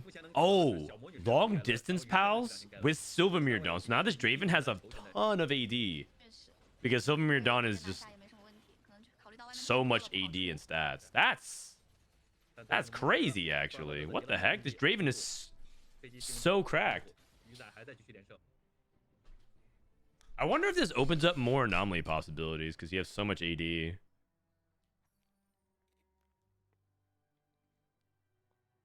Like Silvermere Dawn gives you how much AD now?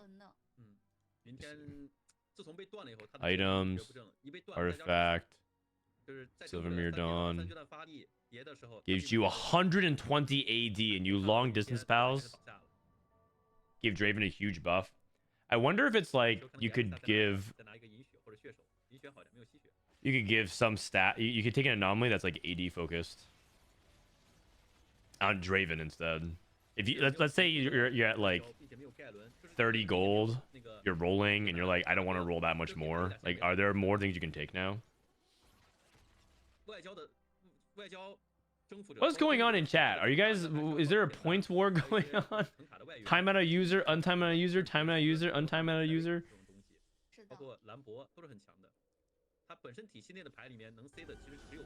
Man, I'm getting more dogged again. Luch. 4 months, danke. Here's it's good meeting you at Macau, man. If 55% from all sources would go huge, yeah, maybe. I'm thinking about like some of the really unusual ones, like mini-me's or wolf familiars, or just the other things that like scale off your AD. But like I don't know. I'm just thinking about like, is there some open-ended ones? I got teaming up Banshees playing. Oh, Black Rose Zoe. Nope, he's actually teching in and out based off of a Sentinel frontline.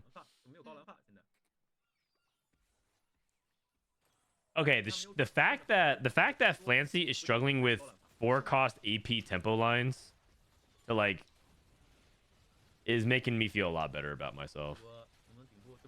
Because this guy is one of my top CM players. He rolls down, he hits Zoe 2. He's also like, okay, trying to go to fast 9 on 1 life. Because this has been my experience for the past few days on the patch. I've been like, I've just been struggling a lot to like find a way to stabilize.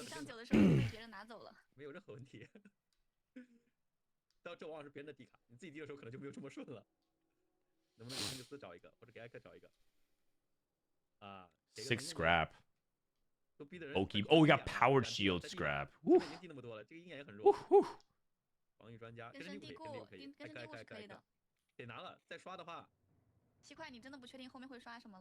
Akala redeemed the I'm rich button. Oh man, there's so many rich people in chat. My god.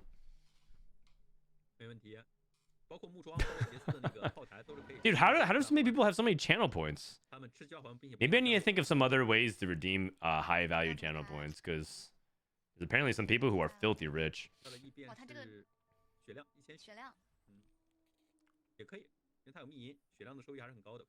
Deep Roots Echo, is that a thing? I don't think so, because I think part of the power of what Echo can do is that he can assassinate backline. He just like, you know, rearranges and somehow pops up on your enemy, on the enemy backline.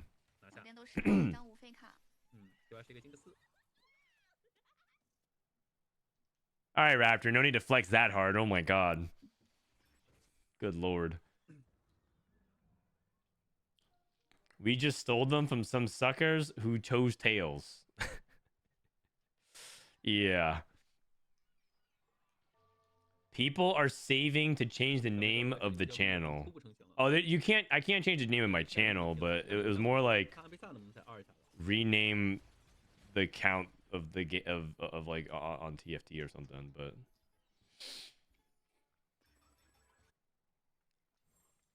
bronze for life.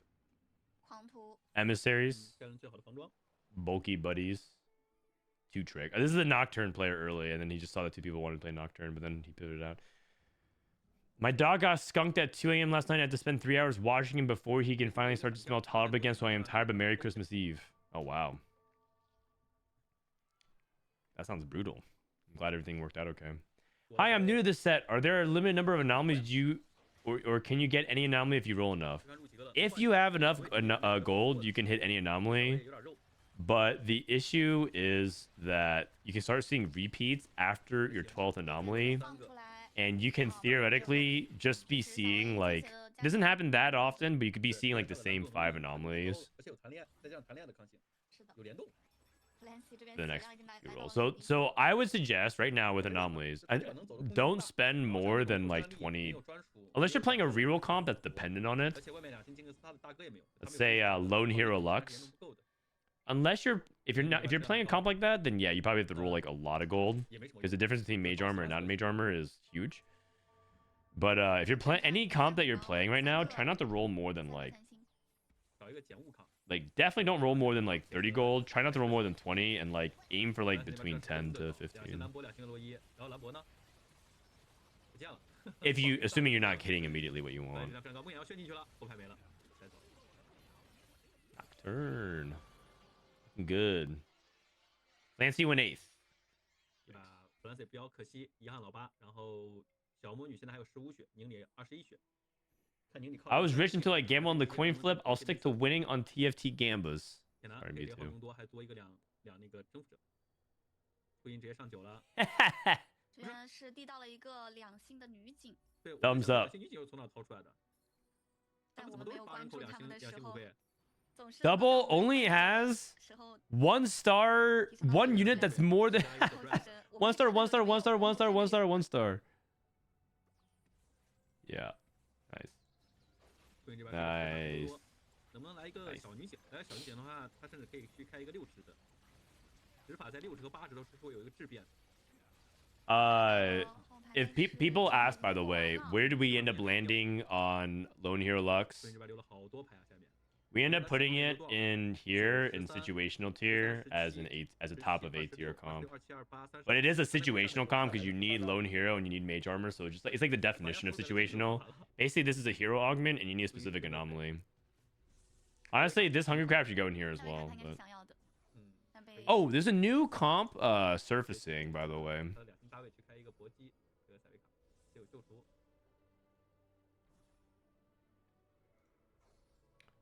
I don't know if you guys seen it, but there's someone that's been playing just Urgot reroll, just straight up, without Hunger for Power, and they climbed 500 LP playing it to Grandmasters.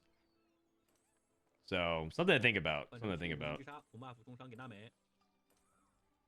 They just basically play Urgot for Artillerist reroll, and then try to take any generic good ones for Urgot. There's no like Hunger for Power, and I was like, okay, well this is probably like not that good if you look up the stats. The stats one would actually look pretty decent.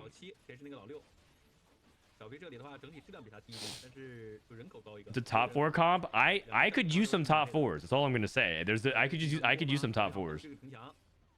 Assuming that he does want BT Sterix Titans, maybe it's like an Unleash the Beast setup. Yeah, Unleash the Beast Urgot setup. 这把确实外交太卷了。对。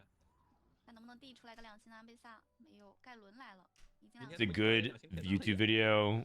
Okay, the problem is I already did an Urgot video and I didn't do that well. Okay. 有可能。就是2星铁男，要不然他的经济很难抽出2星铁男的。他当那个经济，就是给他一个2星铁男当活了。啊，运气真是。You should stop skipping trolling. 这里不知道是盖伦哪个一变。 No, wait, what? Trolling is terrible, you guys. How is that the conclusion? You know what? Here's a new comp. Focus on power on Urgot. So you know what you should stop doing? You should stop skipping Trundle's hero augment. 这把也是没有，也是没有选在8人口地的，是直接上了9。这乌鸦这张牌2星，感觉 Urgot is a good champion. Alright, let's not get carried away here. We're just throwing around phrases like Urgot's good. Excuse me. Conquer Swain. Conquer Swain Nami 4 emissaries. People love 4 emissary Swain in China. They love it. Not even going for 3 stars. You land on 3 stars. It's a tempo reroll comp. You land on 3 stars. Conquer 3 cost in general is really underrated. Not just Swain, but also Gangplank. 6 scrap, 4 ambusher. Jinx, Echo, Powder. 7 scrap. 挺难赢的这波。versus Fishbone's Nocturne, powered shields. If this guy has 6 scrap, powered shields, bot 4. Oof. Oh, this Blitzcrank is too tanky. Ouch.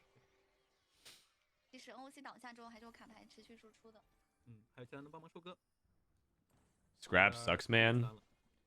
Yeah, scrap is not great. Scrap is like...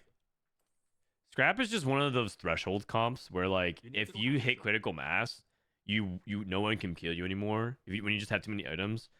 But to get to that point, it just feels like to me like a worse defense only version of Conquerors. Like at a certain point, you have too much value on Conquerors. At a certain point, you have too much value off scrap. But it just takes like forever to get there. The guy hit level 9, Jinx 2, Rumble 2, like the entire setup, and just struggles. Stay alive for long enough. Oh wait, Nocturne player went 4th? Okay. Fishbones, Caitlyn, Enforcer Vi.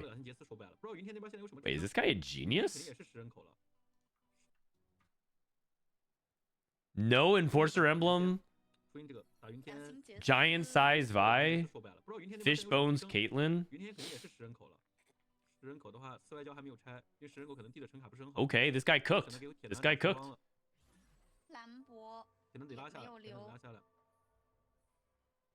You can play 6 Enforcer. It's good? No.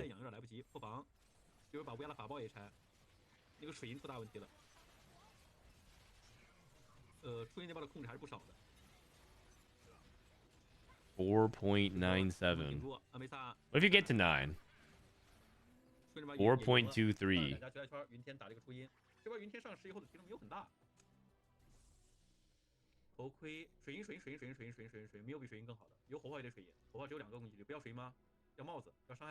Scrap is region and augment based. Playing without good reason is bad.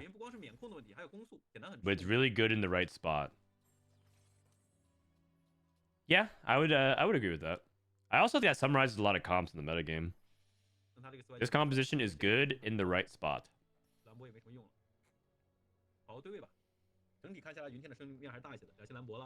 还是选择换了。有瑞尔吗？能去开一个2哨兵。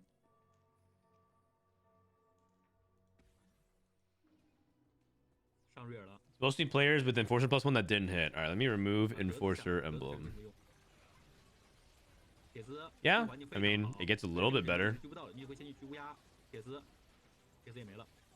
But it's still kind of bad if you... It's still kind of bad in general relative to landing on 9. It's like a 4.1.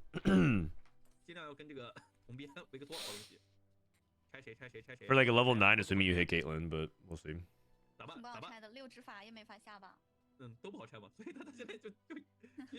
Alright, so we have Victor. I'm gonna say, I will say though, this guy might win the game. 6 Enforcer.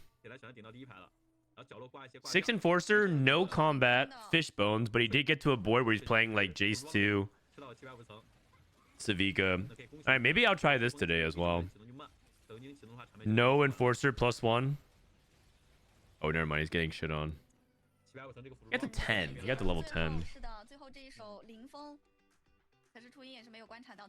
Oh, I kind of thought that he was gonna play Victor. Conquer got to 800. Too much value from the Conquers. Augments are illegal as well.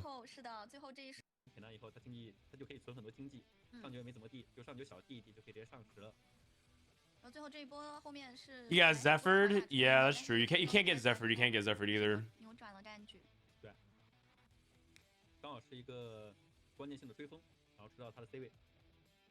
Honestly, I was pretty impressed though. I was pretty impressed. I was pretty impressed with that comp. I need to try it. I need to try it. Playing 6 emblemless Enforcers.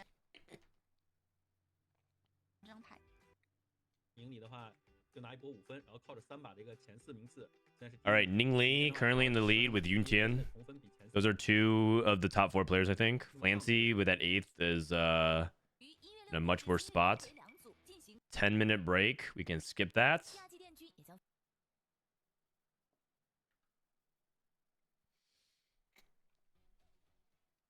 You don't have Urgot reroll on UTFT Academy site, or am I missing it? I mean, technically we do. We have Hungry Crab. But that's like the more proven formula yet. And like, here's the thing, man. You can't just add any comp that we see posted on Twitter to TFT Academy.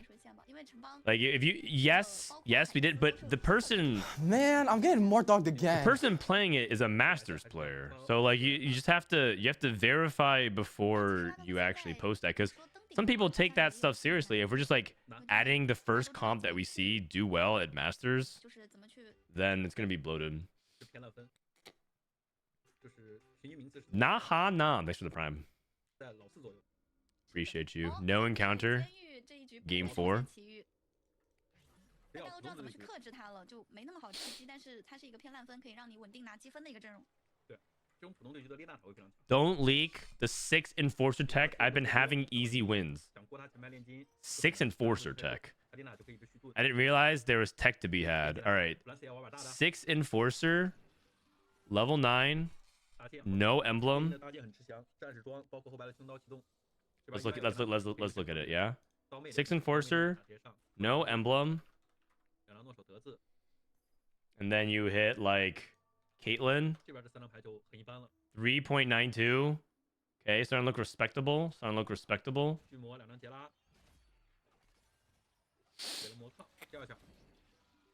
Loris, Matt, who are the enforcers you don't want? You don't want Camille. You hit Rumble, Savika. It's just the 5 cost comp then, right? You just basically play the unwanted 5 cost. You play Savika, you play Caitlyn. I'm sure if you get Victor. Jace is not that important. Jace is plus delta that much? That's kind of crazy. Oh, I see. It's a tempo comp, and then you play for 6 costs. Oh, that makes sense.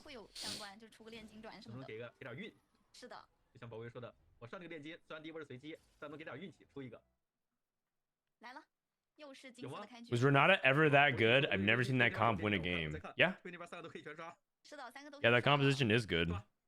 It's starting to lose steam now because I think the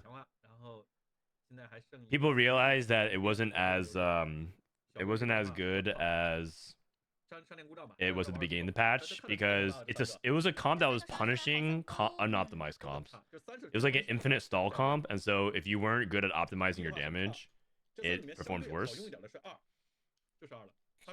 And it was doing well at the very beginning of the patch, and now it's like doing worse. And you basically play it with the right setup and the right augments. But it is good. And then there's also some counterplay to it. You can read Chinese. I can read a little Chinese.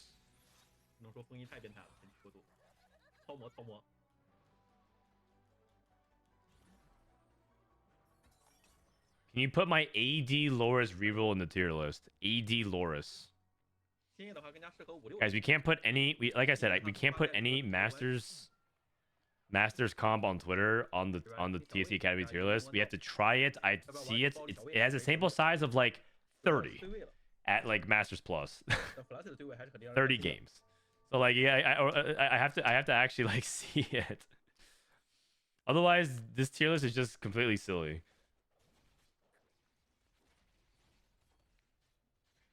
对吧？风衣出发，拿下，3个去魔，一人咬一口，还有回复，对吗？一心得挫败伤害不是很高。Excuse me.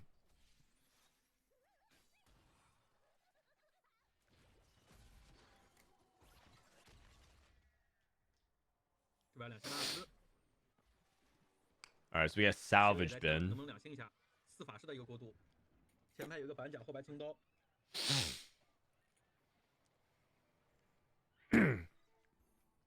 Salvage bin. I actually really like salvage bin. The new salvage bin actually feels really good with all the removers. I wish I could take it more often, but I think that salvage bin puts you in a bad economic spot a lot of times because you're not strong enough to streak. I don't mind. Actually, maybe Salvage Bin is better. I think Salvage Bin is better on a gold opener setup because you're able to make your economy and then you have an item to compensate for like the lack of items. Remember that one game where I opened up 2-star Conquerors and I took Salvage Bin and it was a 1-item opener? That's an example I think Salvage Bin is good. I think I misplayed that game though because I thought Swain was going to be doing way more than he actually was and it wasn't. I should have played around. I should have played around different units.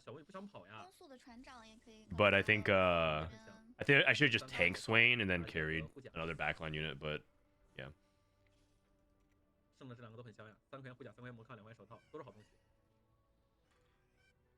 Why don't you take money for the list? I mean, I'll take money. I mean, if you give me money right now, I'll give you the tier list. I'm not against the idea of being paid for my services.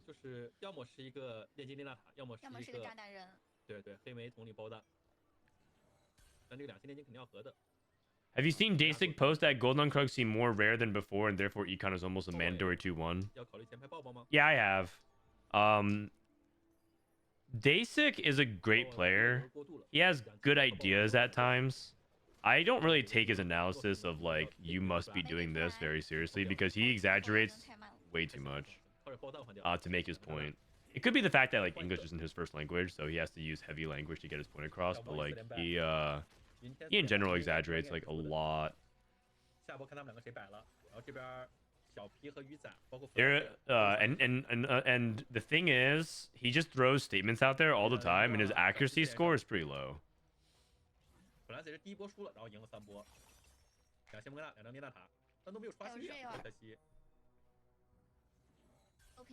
I don't think you have. Okay, so that being said, Krugs is more common, or no golden Krugs is more common. That is true.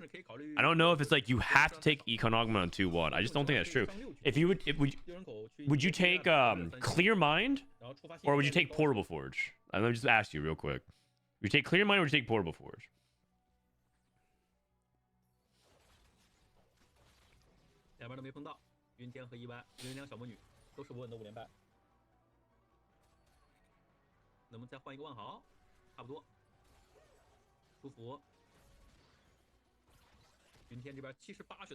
Would you take like Caretaker's Ally or Branching Out, or would you take Placebo? Like I think there's like a huge gap in a lot of performances, and like what you have to do. The thing is, you're like, well, you're taking some exceptions. It's like no, it's actually like a large percentage of the time you would actually take something. 红丽梅黑蛇女给你留下了，但大人的数量不是很理想，其实。哎，有张蜘蛛很舒服，就一张爆弹都没有啊。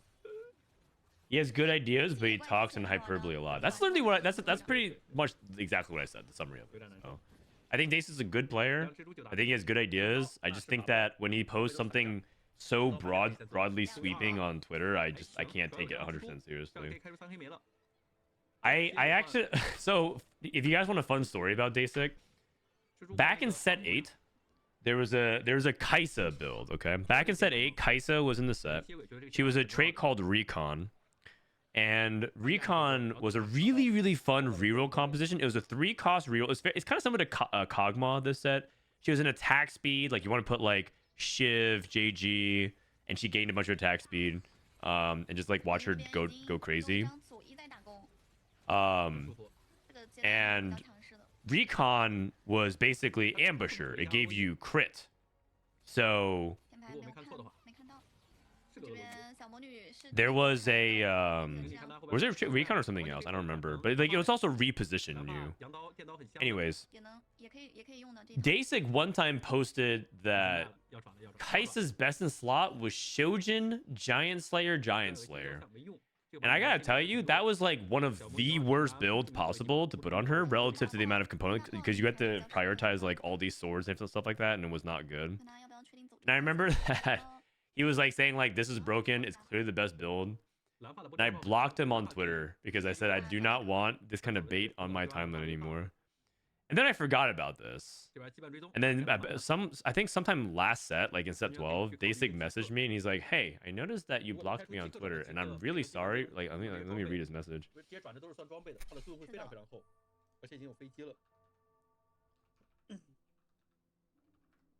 Do I have? Let me read it. The message was very sincere. Basic message. Hi, Frodan. I was looking for some information about TFT and wanted to look on your Twitter and realized that I was on your blacklist. I don't know what I said and I would like to apologize.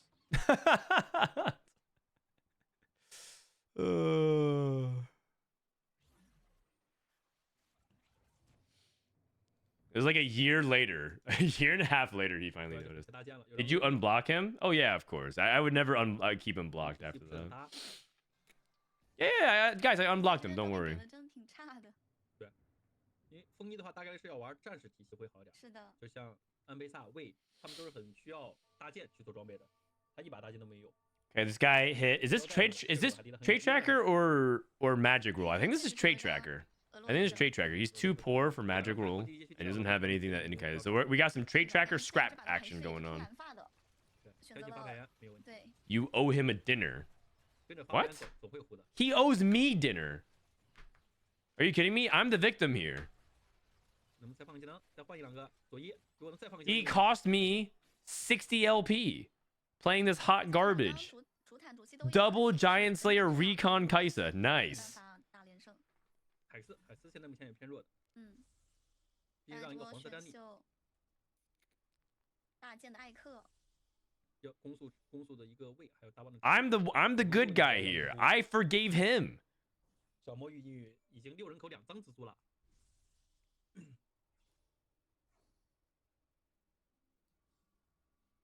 So trade tracker is like GP Nami Swain, right? GP Nami Swain variations. I mean, that's the you basically have emissary, sorcerer, form swapper, and then you can just like splash in a bunch of nonsense.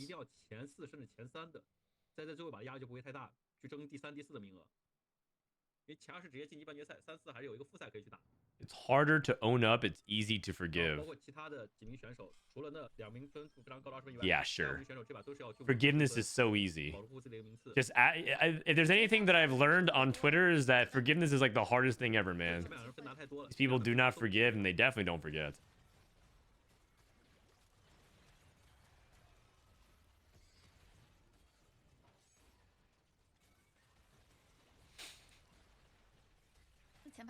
And Paris can get a big place for the TFT Academy team. Sure. Kite's paying for it, you guys. As a big bonus to the team, Kite's paying for a big place. Thanks, man. Okay, we got Shojin Shiv, or sorry, Rageblade Shiv. Is that Spirit Link? Okay, Spirit Link. Spirit Link is the one that gives you health regen based off of your HP is missing. It's not. It's the back line. Oh, it's glass cannon. Got it, glass cannon. Who's the TFT Academy roster? It's just dish soap. That's it. It's a one-man team, one-man army. Dish soap. And then they have a one-man influencer army. Frodan. That's it.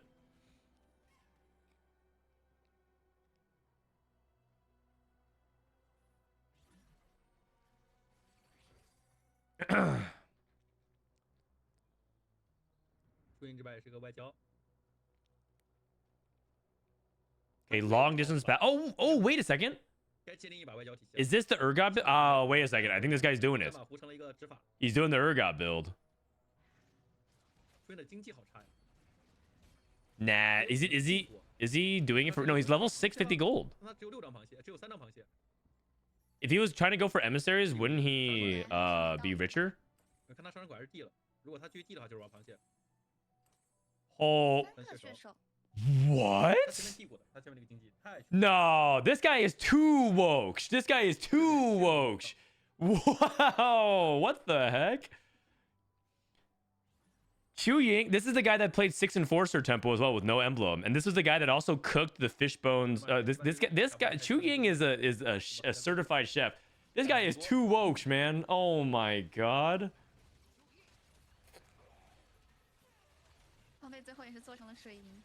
Dude, what on earth is this? I don't even know what he's. I'm not even pretend like I know what he's trying to do here. Is he rerolling Urgot or is he pushing levels?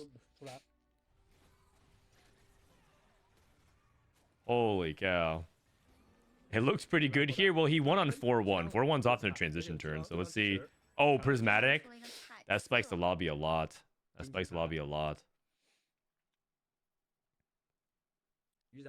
Where's the Urgot player?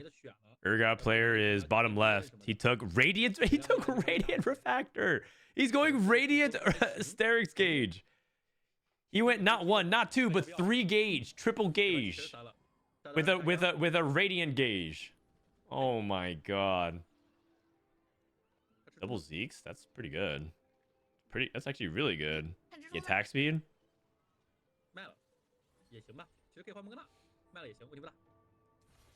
Ziggs, he's rolling for Ziggs 3 as well. Renata 3? This lobby's heating up. No AP Renata. It's probably because he's just playing best items and then he's going to remove it later on for Archangels. Went Radiant TG on Singed. Did I tell you guys the story that our TFT Academy anomalies that we recommend? We recommend anomalizing Singed in this comp. The difficulty is that the anomalies you want for Singed in this comp versus his hero augment are different.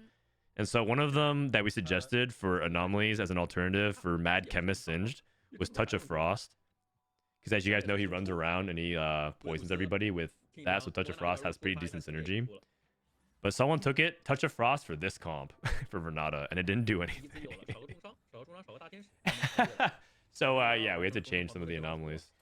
But I felt really bad. I thought that they would at least have understanding of, like...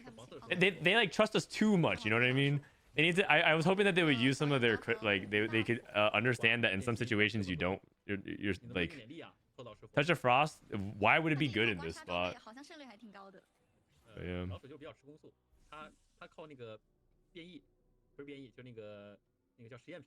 It is exactly BIS in tactics.tools. Look it up. Alright, if you're gonna say something as bold as that, you better be right or you're getting timed out. Alright. Urgot. 3 items. Builds. It is exactly BIS.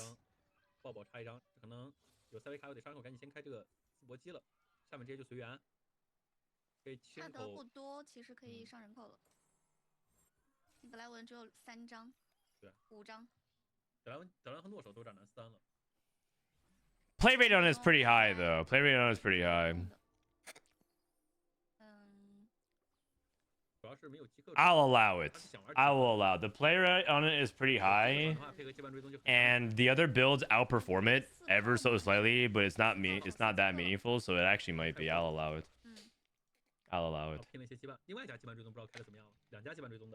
Check with the augment. Do you guys want to tell him or should I? Check the augment. Nice. All right. Wait, did this guy take... Oh, he took sponging. I thought he took Greater Moonlight. Wait, is that sponging? Actually, I don't know. What's he rolling for? Is he rolling for Hunger for Power?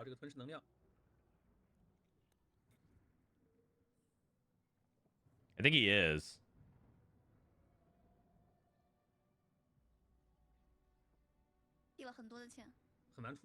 Dude, he's rolling so much.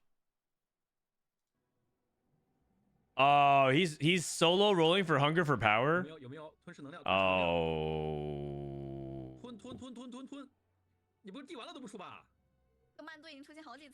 Oh, no. Oh, did he get it? He got it. I think he got it. Dude, that is way too much. That is you gotta be taking other things, right?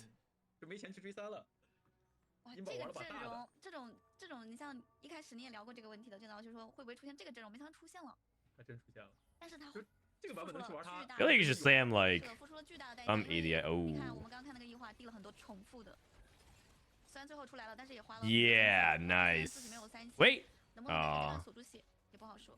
守不住，他就是出了人口也不够了。I don't know, man. 很难。He spent 60 gold for this, and he's on Urgot too. 需要这种专属的异化的这种阵容，就是很吃运气了。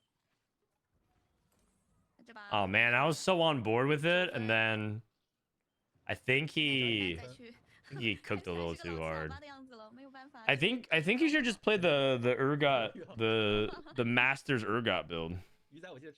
That build might have actually popped off. 鱼仔就是这把的整个装备的合成不是那么理想，前期没有给他大件，或者什么关系。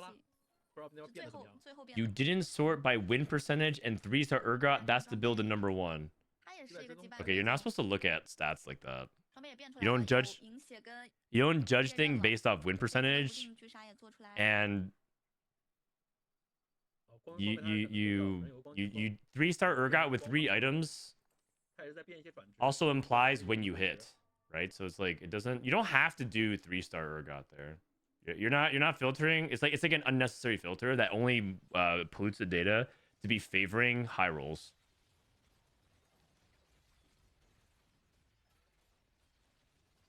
Man, this is sad. He's now he's 8th. This guy's just for funning in tournament now. How much gold would you recommend using for anomalies? Between 15 to 20 at most. But sometimes you're playing a reroll comp that you need a specific thing, and so you roll like Lone Hero Lux. Lone Hero Lux needs something like Mage Armor, and there's a couple of other things that you might be able to take, but basically 1 or 2 options. And in generic comps, like anything that isn't like a specific reroll stuff, you can take. I probably roll between 15 and 20. You need to basically be open to taking anywhere between 5 to 6 anomalies minimum. He has no Sunder. He's just dead. Man, this is depressing. NT.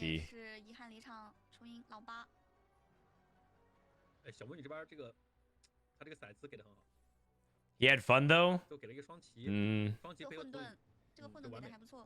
Maybe. I mean, we had fun for about 3 seconds.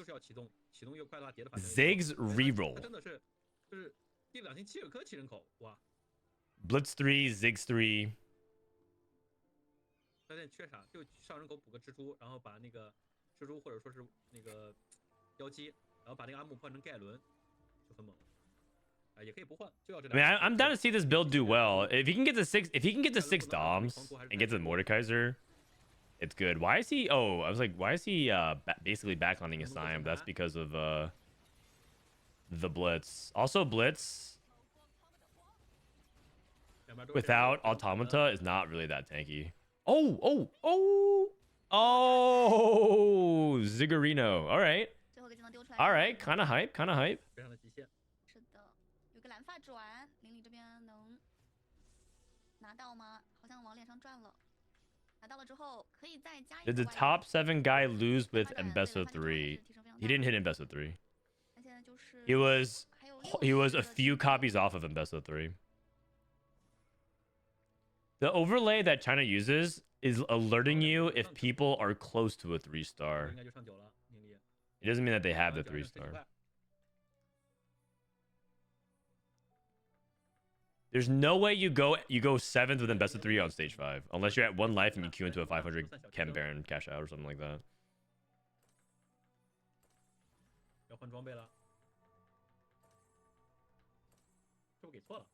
I mean, this setup's pretty good for Renata. This is probably a third for Renata. The HP count is really close though. Never mind. Very, very close. Oh, he's a Mel. Mel is insane in this comp. So much shielding. You get powered shields, you get Mel in this comp. It is just chef's kiss. It's so disgusting. I mean, Mel and power shield anything is really good.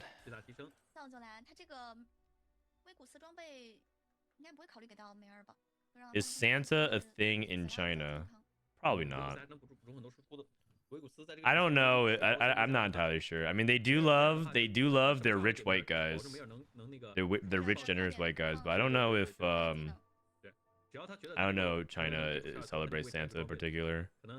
Probably because the origins of it aren't exactly like what they want to promote. Because if you think about like what Santa Claus is, it's supposed to be like Saint Nick, and I don't really think they promote sainthood in general. They are a no religion country in general. Oof. Oof. Oof. Trade tracker scrap into a 6th. Why are people out here trying to convince me that scrap is good? Every time I see scrap, it's like you're either like first / second, or you're like 6th. Like one or the other. Like where's a clean top 4s with scrap? It's not. It's just like you basically snowball out of control and hope and pray that the game lasts long enough to give you more items. Because scrap won Macau. That is true. That's just like the thing though. Those kinds of opens in final lobbies, the good players know how to like win with unusual stuff. Annie won Vegas. And Annie wasn't really a high win rate comp either.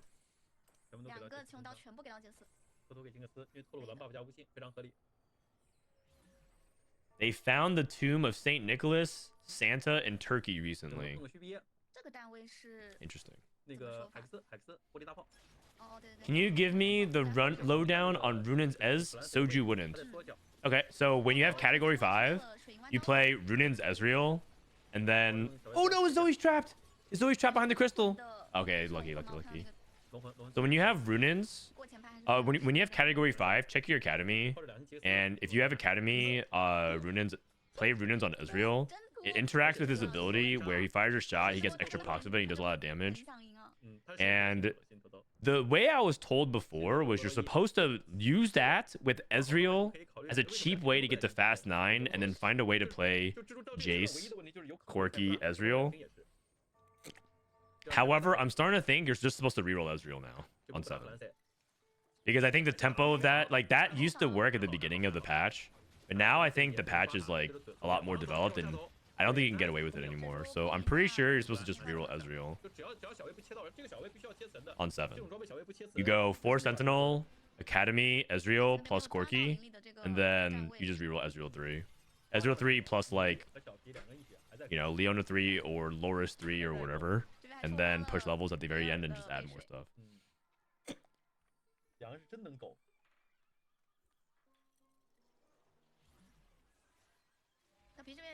I've gotten Echo 3-star with 3 snipers focus, execute anomaly, and lost to Mel 2. Batman. Cool. Thanks for sharing. Execute anomaly is actually kind of bad. Just putting it out there. Not bad. It's like a B- C+ tier anomaly just in general. That anomaly is not that good.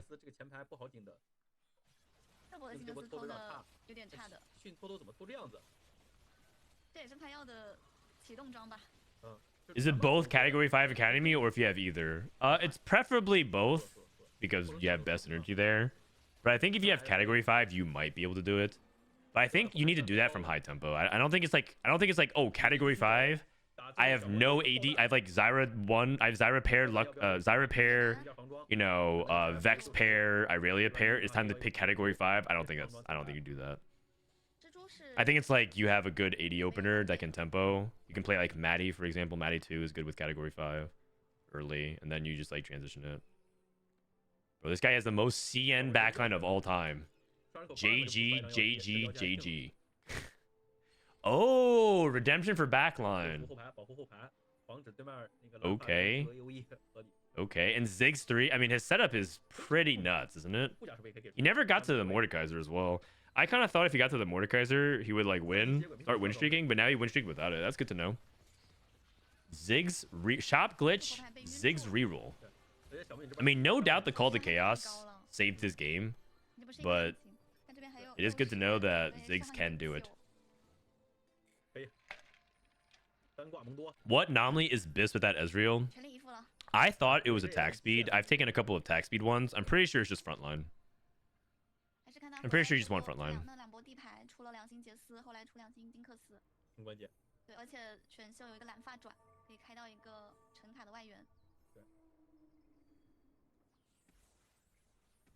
I've tried taking a handful of like Ezreal ones. Dragon Soul Zoe. 热播的金克斯 Wow. 很不错，去杀。清一下去杀，金克斯这个大招能不能赶紧开出来？开出来大就稳赢。拿下。没有太多悬 Okay. 拿下比赛 Rebel. 宁力 Dragon Soul Rebel Zoe. I did not expect that to win. 一个宁理，一个云天，好像两个人疯跑乱吃。两位选手状态非常的不错。How about 1,000 cuts? 1,000 cuts works on attack speed units that single target. So Kog'Maw ends up being quite unique with it. The reason why it's not good on Twitch is Twitch shoots too many different targets. 不是楚莹，记错了。对，还是差一点。All right, last game coming up. 没有办法。 Can you do it with no category 5? If you have a very high tempo spot, maybe. I've tried it a couple times. I just want to put it out there. I've tried it a couple times. My results with it are like 5, 5, 6, and I've been disappointed every time. No, I've never top 4'd with it, and I'm pretty sure I'm supposed to reroll Ezreal. So maybe it's much more viable with reroll. Also, I want to say that you might think you're not contested, but a lot of people want to hold Ezreal for Rebels. And if they do end up playing, if you do have like 2 Rebel players in the lobby, that might make it hard to hit. So I would also avoid it if you see people hard committing to the Rebel line. But sometimes you have no choice. You take category 5, and then some people are like, oh, I'll just pivot to Rebels. Or if they play Academy. If they play Academy, they're also going to hold it as well. And Academy is something that people pivot to all the time. 这边小卫基础，这边还有一些蓝发基础也不错。大剑护甲和一个大棒。拉克斯。电竞在这边。免出了。要不要玩？用活体断炉。We got Prismatic. Got a Prismatic start. 这边也是炼金面。啊，是炼金面，确定炼金面，因为给了史密奇。炼金面就是给一个3费史密奇的。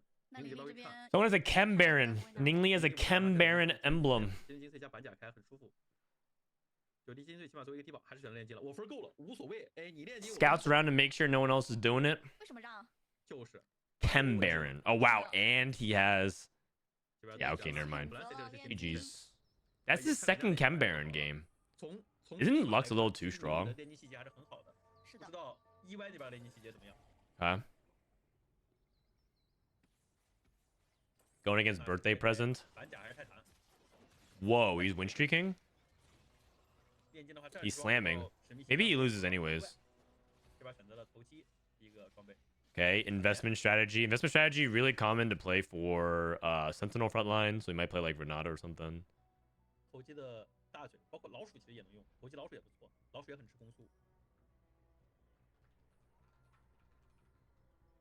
This is game 5. What is non-Hungry Crab Urgot board? I'm not entirely sure. I think you play 4 Artillerist Urgot.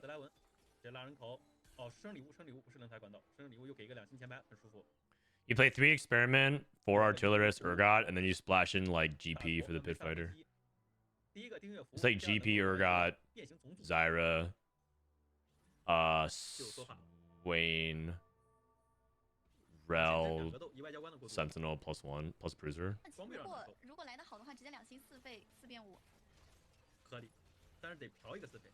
是的。 就是你第一张出一个相同的，第二张出一个相同的。Oh, Nunu. So you Urgot, Nunu. Yeah, so it's not Rails. It's Urgot, Gangplank, Nunu, and then you play Zyra plus Sentinels or Artillerists. I'll try it if I have a spot for today. I think I think I would try it off of 2 setups. I would try it off of an Unleash the Beast early Urgot. And I think I would also try it off of a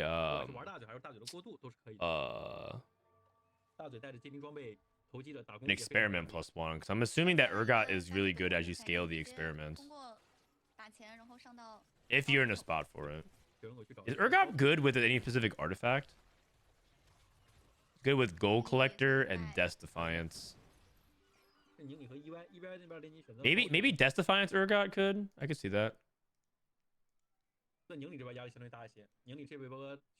see that being a thing. So maybe Death Defiance or Unleash the Beast. 毕竟是采局，感觉外面压力还是挺大的。看一下这波选秀，有一张大剑人尼在宁里这边能拿到。哎，不对，宁里调不出来，还好没人要。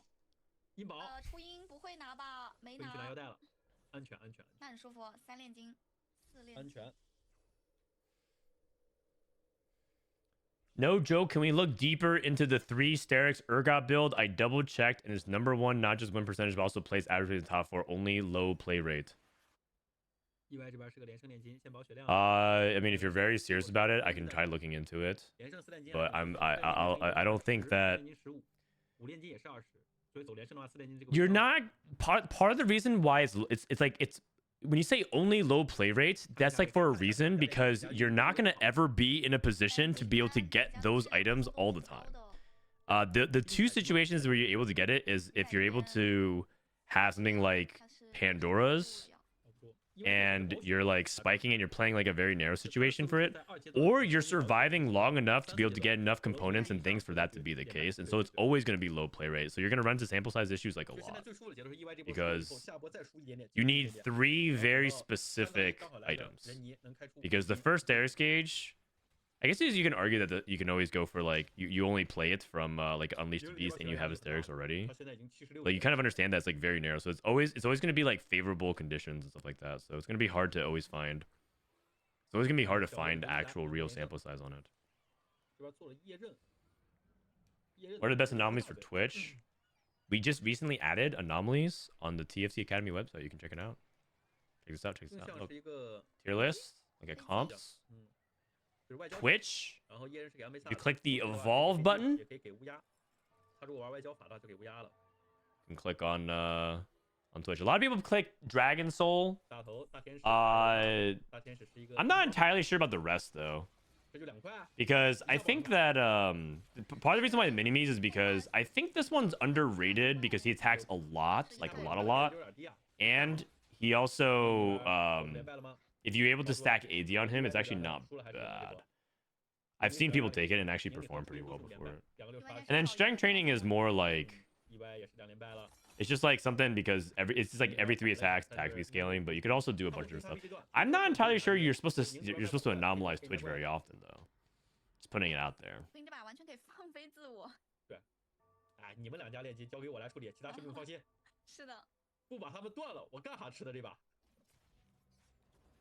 If you need utility, Touch of Frost is good. Yeah, that one's pretty decent as well.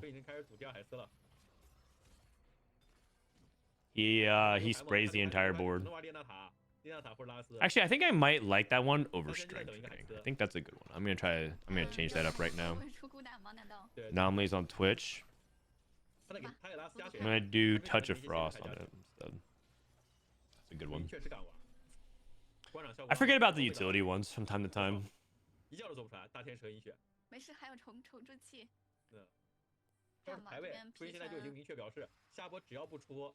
don't have anomaly info up 100% yet, but we're working on it.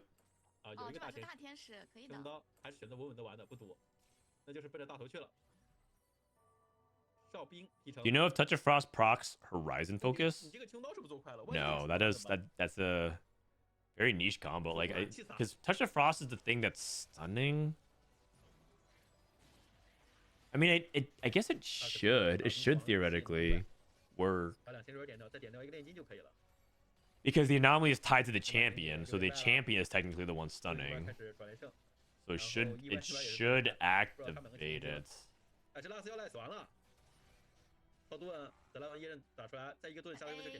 Lux 1.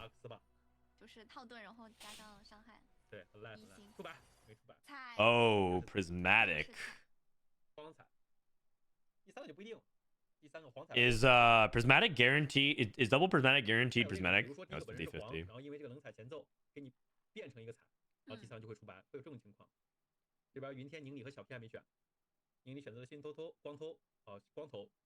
Leduc said items don't interact with anomalies. Okay, I would trust Leduc on that one. The duck's usually really accurate about item and champion interactions.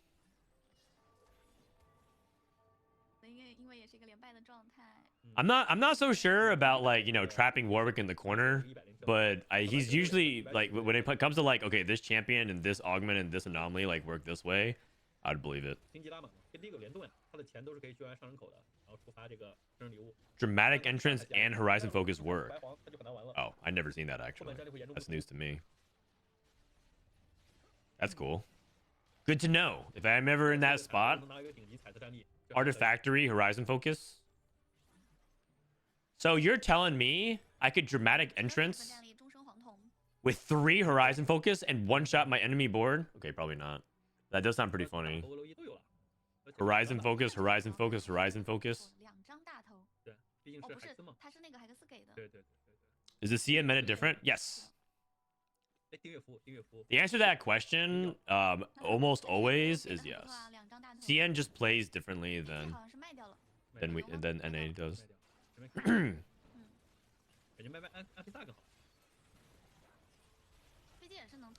In rare cases, it's the same meta. Like for example, I think when Fairy Callista, do you guys remember last set Fairy Callista was super dominant? That patch, CN had the same meta as us. It was basically, oh, actually, that's not even true. They played Varus, and we didn't play Varus. Everyone only just played Callista, and then like either reroll Honey or something like that, and then they were playing Varus way before us, and then we started playing Varus, and then the meta was the same.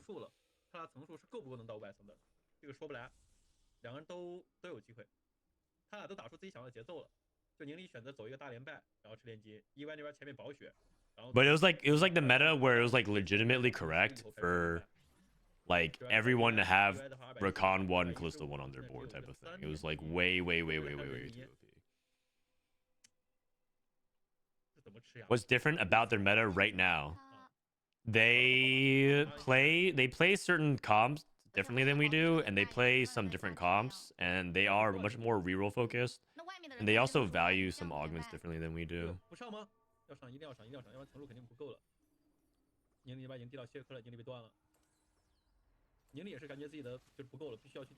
So for example, they're way more willing to play scrap than we are. I think they value scrap a lot. They're willing to reroll a lot more things than we are. We saw a reroll Camille game. We see them willing to play tempo lines of things that they like playing tempo conquers a lot, even without the +1. They played tempo. They won it. One person almost won a game with enforcer, no enforcer emblem tempo. They're just willing to play different things than we do.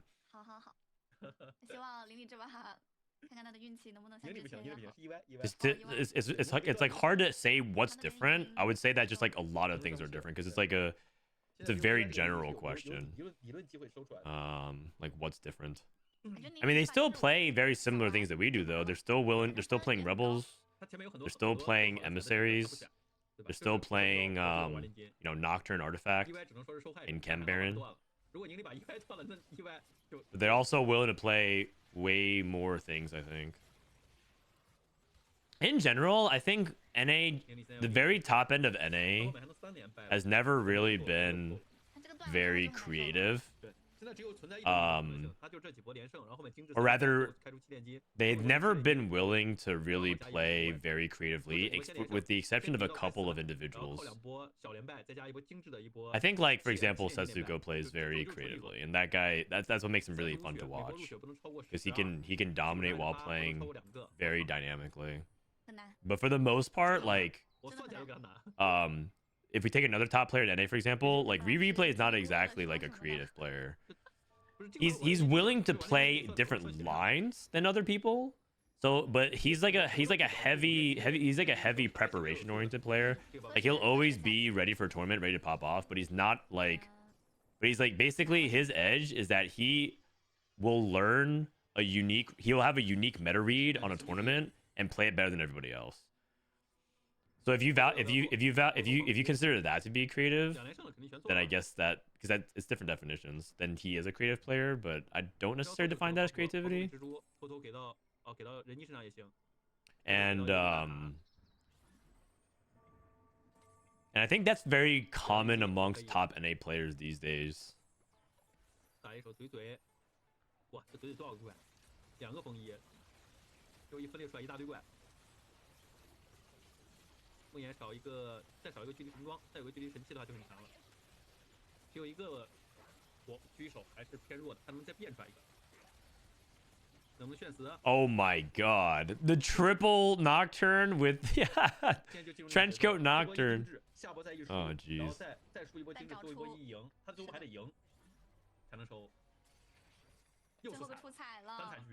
Is there a reason why they play differently? Yeah. They're better than us. On average. Also because in China they also don't read stats the way we do. China actually doesn't have access to Advanced Explorer because Patreon is banned in China. So they can't actually sub to tactics.tools to look at Advanced Explorer, and Meta TFT's Explorer they don't use.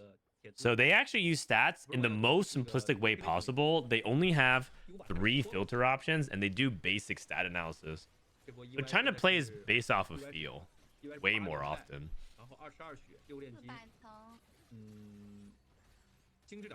The expression, the saying that I've heard is that China plays with their heart, not with their brain.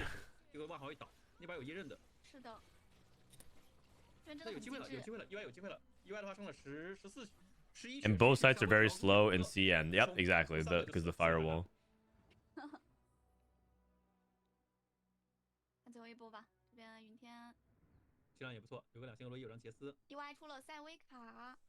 All right. He's at 470. Wait a second. He only can he only can lose by 2 units. Oh, he's just gonna try to win. He's just trying to win. 7 can Baron when you win. Oh, he really wants to win here. He should get there. His opponent's board does not look very good. It's Heimer 1. Heimer 1, investment strategy, Tiniest Titans.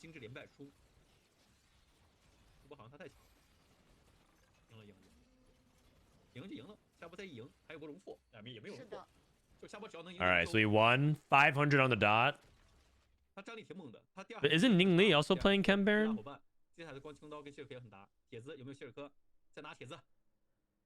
Patreon is banned there. Likely because Patreon is often a way you could deliver some content that is for adults. And I think that, yeah, they just ban it because they don't want that kind of stuff out there. He took birthday present. It doesn't get much more play with your heart than that. Birthday present? Birthday present is sometimes a decent pick. Dishope took birthday present and won worlds with it.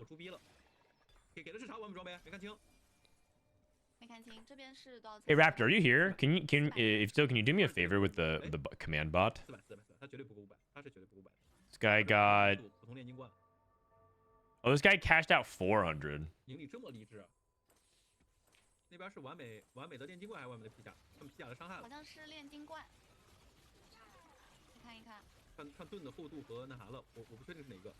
Oh, his Savika got punched out by the other Savika. Ooh. Hey. Isn't birthday present Giga Econ? I wouldn't really describe birthday present as Giga Econ. I would describe it as tempo. Because you're not leveling for birthday present to sell the units. Deep roots Savika. The reason why birthday present was really good instead of 11 though is because of encounters. Encounters gave you so much gold and resources. And last set birthday present was bad because it was a gold sink. Anomalies are also a gold sink. So birthday present doesn't have a lot of synergy with that. But if there's ever a set where we get a bunch of more gold influx again, you could think of it as a good birthday present augment or mechanic. 怎么拆都不舒服。3蓝发补充还是挺多的，最好还是上人口，然后下 Blazing 下 Soul 掉这个刀妹，补充一个左一 Blazing Soul 我是最舒服的。Heimer 2 IE. I would probably swap IE and GS to have GS on Heimer IE, but I guess he wants crit on the Heimer. 主要是减魔抗，也可以考虑再做一个大天使，因为他的那个皮城装备是大 Dude, 天使。 these Chem Baron players are just gonna tax the lobby. Because Ningli is strong, just that he cast out 400, so he's trying to like preserve HP. Oh, he lost? Oh, never mind. 能碰，还真能碰。 That's actually really big because if there's two Chem Baron players 技能全清了， pushing up the rest of the lobby, it puts a ton of pressure on the 5th and 6th place players. Yep. It's an academy item? Oh, okay, never mind then. 小魔女的4黑莓4统领，2星杰斯，他是生礼物给的杰斯， IE Heimer. IE Heimer diff. 上10去拿那个，对的。 Dramatic entrance Blitzcrank. His frontline 手套有没有 oh, 手银？ his frontline died to the chickens though. So is he gonna be able to stall long enough? He's frontlining Morgana to stall for dramatic entrance. I don't know about this, man. I feel 没留， like that's not enough frontline. 没出 怎么 啊 都是没有 Is the Blitzcrank gonna arrive in time? 啊，那这不来了来了来了来了来了，要6统领，4统领 ，OK， 水银没有，这就尬住了。这补个啥？ Garen 3? No, it's not. This is an overlay that says that they're 1 off from Mumu 3 and 这也可以卖掉了。 1 off from Garen 3. 主要是清刀也没有，要是能给谢哥再补个清刀也很好，清装。统领还是更加需要启动的。 No, the academy item is Archangels on Heimer, guys. 那个大头的啦，离子也补出来了，这边云天，点魔抗有了，大头导弹乱飞。这大头像是一个连杀或者绝不浪费，技能频率好快。 So he's just straight up keeping IE Heimer. 差一点点，左一个技能清掉了。琳琳，老八出门了，这把没有确实没办法了。这400都是守不住的。是的，对冲炼金被端了。嗯。 All right, Sentinel +1. I mean, this guy is. We've been seeing a lot of Heimer Sentinels today. This is probably the most popular comp play today. And one player has always bought forward with it, and one player sometimes tops fours with it. Investment strategy Sentinels. I think Chuyin today went 8-7-7-8-7. Oh no, he went top 2 one game. He went top 2 one game. But he cooked. Today he cooked, and even though he overcooked, I'm proud of him.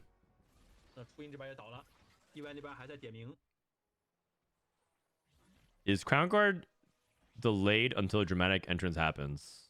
That I don't know, but it doesn't sound like that'd be the case. Because Crown Guard is on combat start, not on like a rival start.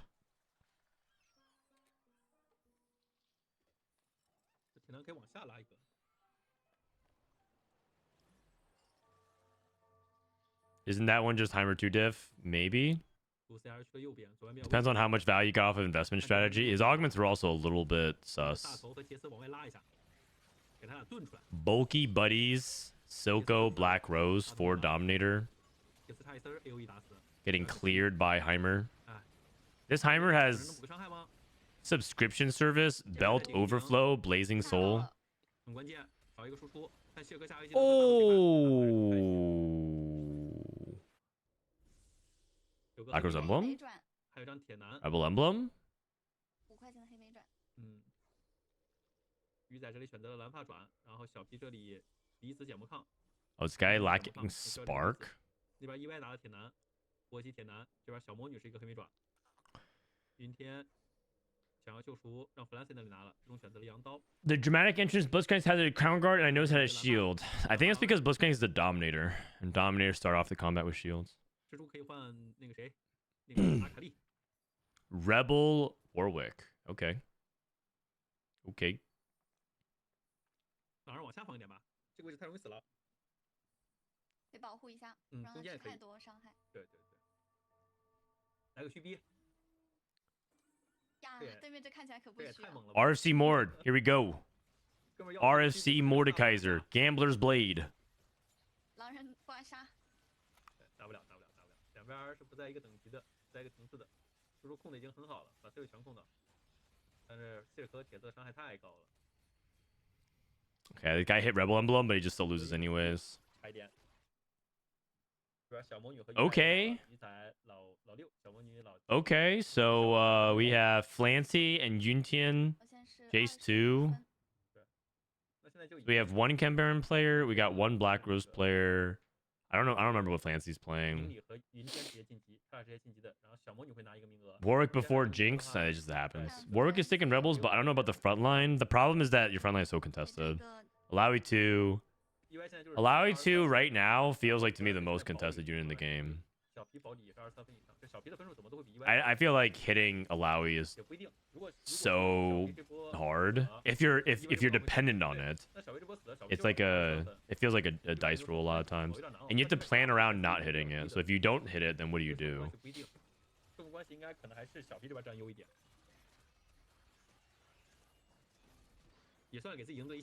Okay, so Black Rose dead. That's okay. It happens. Skip the shimmer.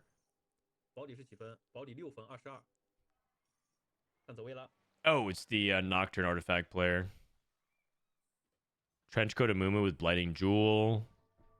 Yeah, good setup. Good setup. Shimmer Scale Essence into Artifactory. Nice. What do you do in 7 Rebel without Alawi 2? Sometimes I just play like a Garen, and I just play like Alawi 1 Garen plus that. Sometimes China is had told me that they sometimes play 4 Sentinels, and then you actually go down in Rebels. Even though 7 Rebels is really important for the stun, if you just really don't have frontline, you just play 5 Rebels for a longer time, because it's not worth playing 7 Rebels and Alawi 1 and then have like pretty terrible units that don't do anything, like a Vex and a Set or something like that don't have any value. You also can think of alternatives. So if you hit Elise 2, you can tank Elise 2 for a while, or at least use Elise to play 7 Rebel and then try to like do chain stunning, things like that. But it's not an ideal situation. All of it's just temporary patching notes.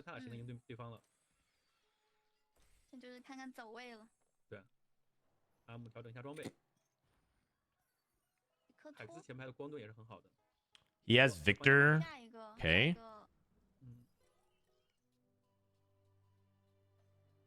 Academy Heimer. I mean, this guy's board is very high value. Jace 2, Heimer 2. 4 Sentinel, no Irelia.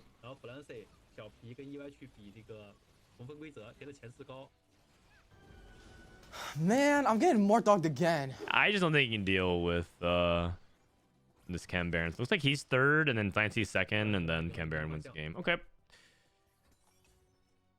Kojak, 27 months. Happy holidays to you as well. Thanks for always being a big supporter, man. All right, so I think we have our 1, 2, 3. That's gonna be game 5, and then we're gonna climb some ladder. Good stuff. Good stuff.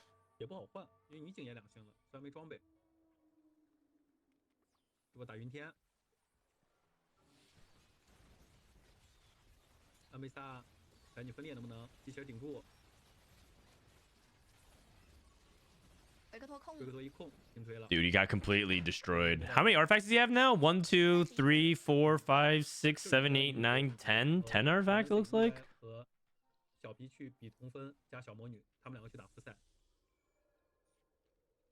I mean, he only has to beat the Chem Baron 1 time. If he beats the Chem Baron 1 time, then he wins the game. So it's not like it's 100% over. He has Trenchcoat, Edge of Night, Malzahar 2. Yeah, like maybe.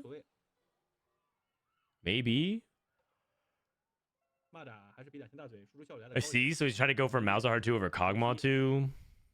大的就全卖了，可以去他们递个3星卡牌，也没什么影响。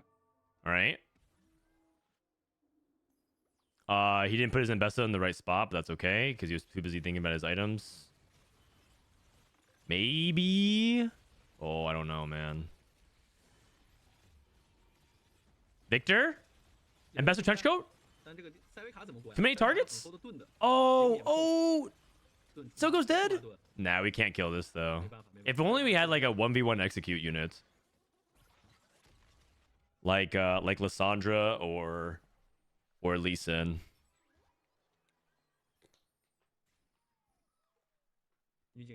Teemo. That was pretty close though. That was pretty close.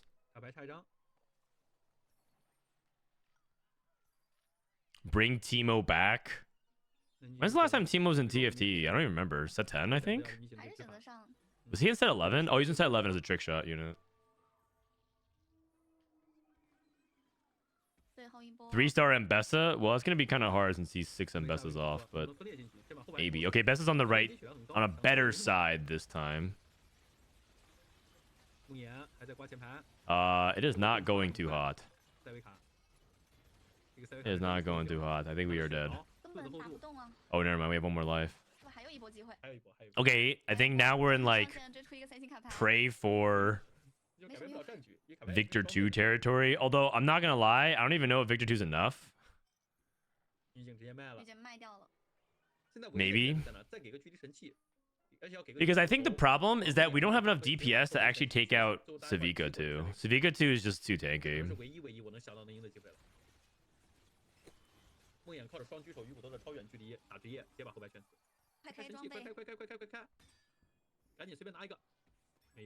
Okay, so he tried to transform and he got unending despair.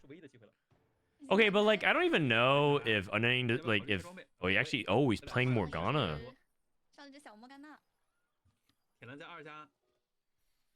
It reduces shield by 50%. Yeah, assuming it even lives. Assuming it even lives. It's very easy for this Morg to die. And oh, she's getting shielded.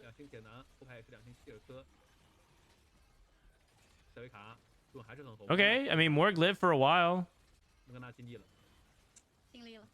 NT. Good try, good try.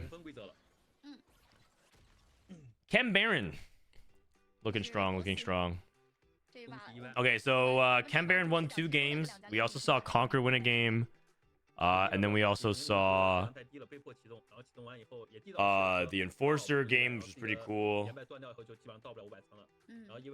And I believe the Black Rose won a game as well. So that is the summary of it today. Okay, overall, pretty decent. Marker, CN, Douyu, Cup, Group A. Over. All right, folks. So that's it for Douyu Cup. Overall, pretty tame stuff. Oops. Overall, pretty tame stuff. Nothing too crazy. They did pick up a couple of things here and